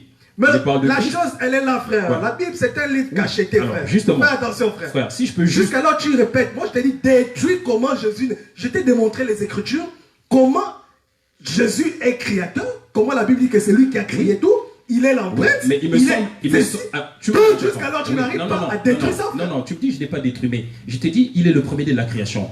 Quand on est le premier de la création, on n'est pas le créateur. Désolé. Explique-moi un peu, premier de Alors, la création, c'est quoi? C'est la première chose créée. Explique-moi. Le premier être créé. Explique-moi. Non, mais l'expression c'est ça. Explique-moi premier-né de la Violent. création, frère. Quand on dit je suis le premier-né de la création, c'est-à-dire que de toute la création, j'étais le premier être créé. Donc si Jésus a été créé, il n'est pas le créateur. Mais là, il est... Parce que- Explique-moi premier, il a été créé quoi? Créé homme premier-né, quoi?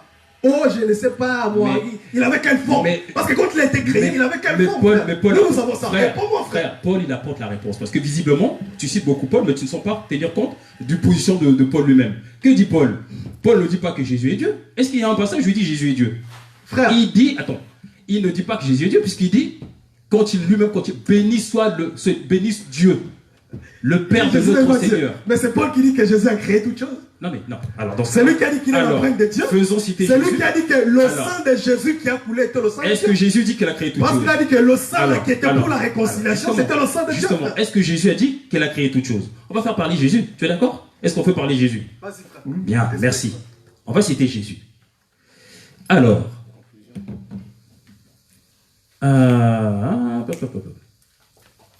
Oui, là, Alors. il cite, le frère Wilfried prend après. voilà. On va citer, parce que le frère Wilfried dit que Jésus, il a tout créé, c'est bien la preuve qu'il est Dieu. Donc, on va prendre le passage où, alors, voici ce que dit Jésus. Je ne peux rien faire, c'est Jean 5, 30. Je ne peux rien faire de moi-même. Alors, j'aimerais que le frère Jean me dise si Dieu ne peut rien faire de lui-même. Si Jésus est Dieu. Est-ce qu'il ne peut rien faire de lui-même? Il dit, je ne peux rien faire de moi-même. D'après ce que j'entends, je juge. Et mon jugement est juste car je ne cherche pas ma volonté, mais la volonté de celui qui m'a envoyé. Jésus dit, je ne peux rien faire de lui-même, de moi-même. Si Jésus, tu dis, a créé toute chose et qu'il est le créateur, est-ce qu'il peut dire, je ne peux rien faire de moi-même? Est-ce que Dieu peut dire qu'il ne peut rien faire de lui-même? Donc, tu vois, frère, quand tu dis, parce qu'il y a un passage où Jésus dit que, effectivement, toute chose m'a été donnée par mon Père. Mais toute chose m'a été donnée par mon Père. Parce que dans les passages, on te dit que Jésus se promenait dans le temple. Et les pharisiens lui disent, c'est dans Jean 10. Hein. Il lui dit, si tu es le Christ, dis-le nous franchement. Il dit, mais je vous l'ai dit. Mais vous ne le croyez pas. Parce que vous n'êtes pas de mes brebis. Oui. Tu vois, non? Et il dit, mes brebis m'écoutent et m'entendent. Et je leur donne la vie éternelle. Mon Père qui me les a donnés est plus grand que tous. Et je les ai gardés. Moi et le Père nous sommes un. Jésus dit que son troupeau lui a été donné par Dieu. Mon frère, jusqu'alors tu n'arrives. En fait, je ne comprends pas le frère. Jusqu'alors tu n'arrives pas à contredire. Nous, je répète que nous sommes sur la divinité de Jésus, frère. Frère, c'est pas parce que je ne donne pas les réponses. Non, c'est pas question de réponse, c'est question de détruire, frère. Non. Je ne suis pas là pour détruire. Je suis là pour apporter la contradiction. Réfuté par un autre. Je viens de réfuter. La vérité, frère. Mais la vérité, frère, on n'est pas les raisonnements. Frère, on n'est pas là pour faire un pugilat. Voilà. Faut pas que ça soit un pugilat. Tu me demandes de te montrer une écriture qui contredit. Je te dis, Jésus a dit, je ne peux rien faire de moi-même.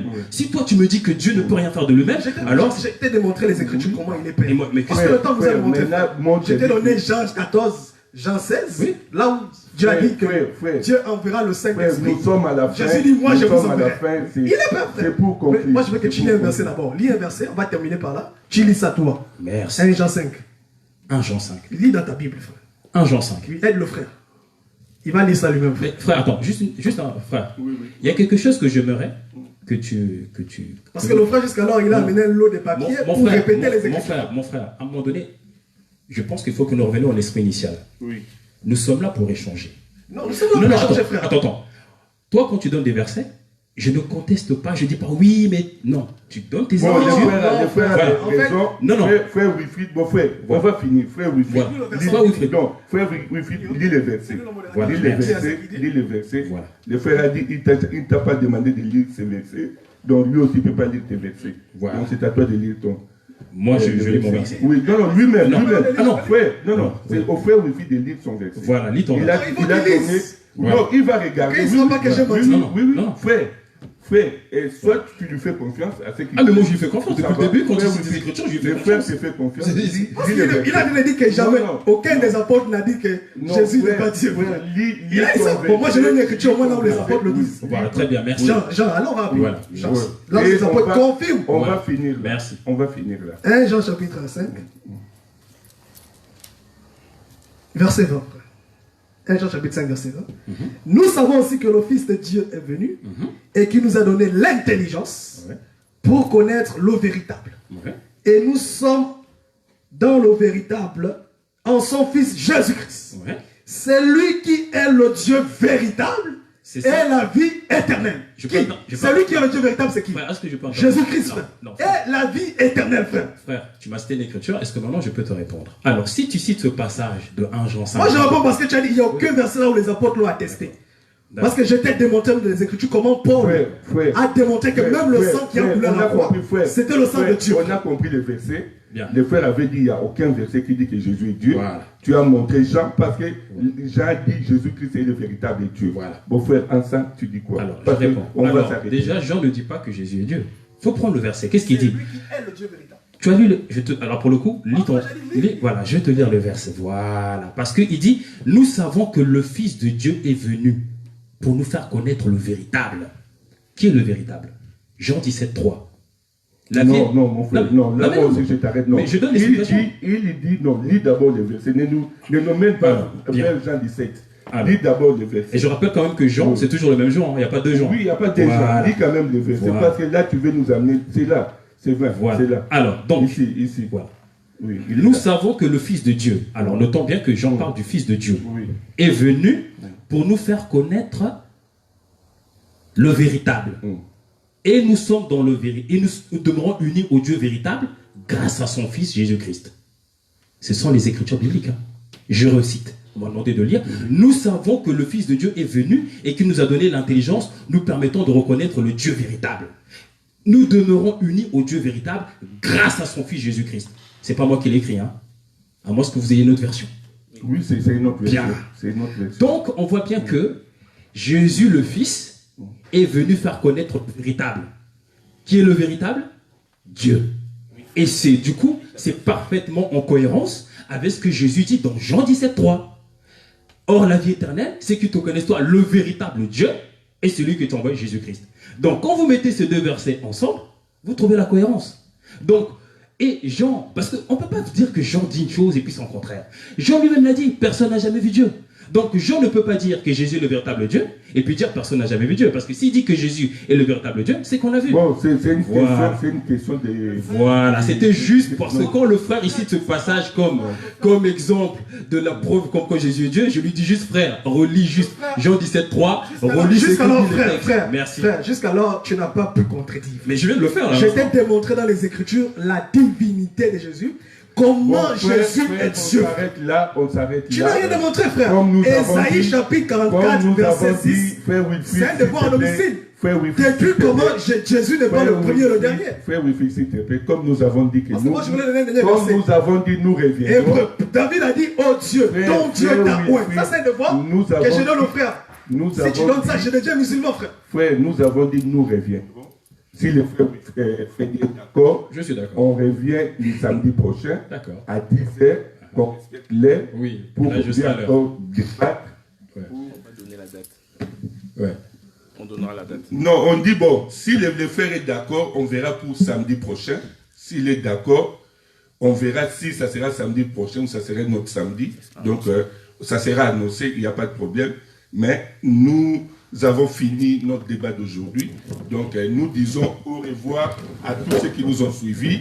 Nous leur disons aussi merci. Et lorsque nous allons fixer la date, on vous tiendra encore au courant pour vous dire que nous allons nous retrouver telle date à tel jour pour continuer notre débat sur la divinité de Jésus.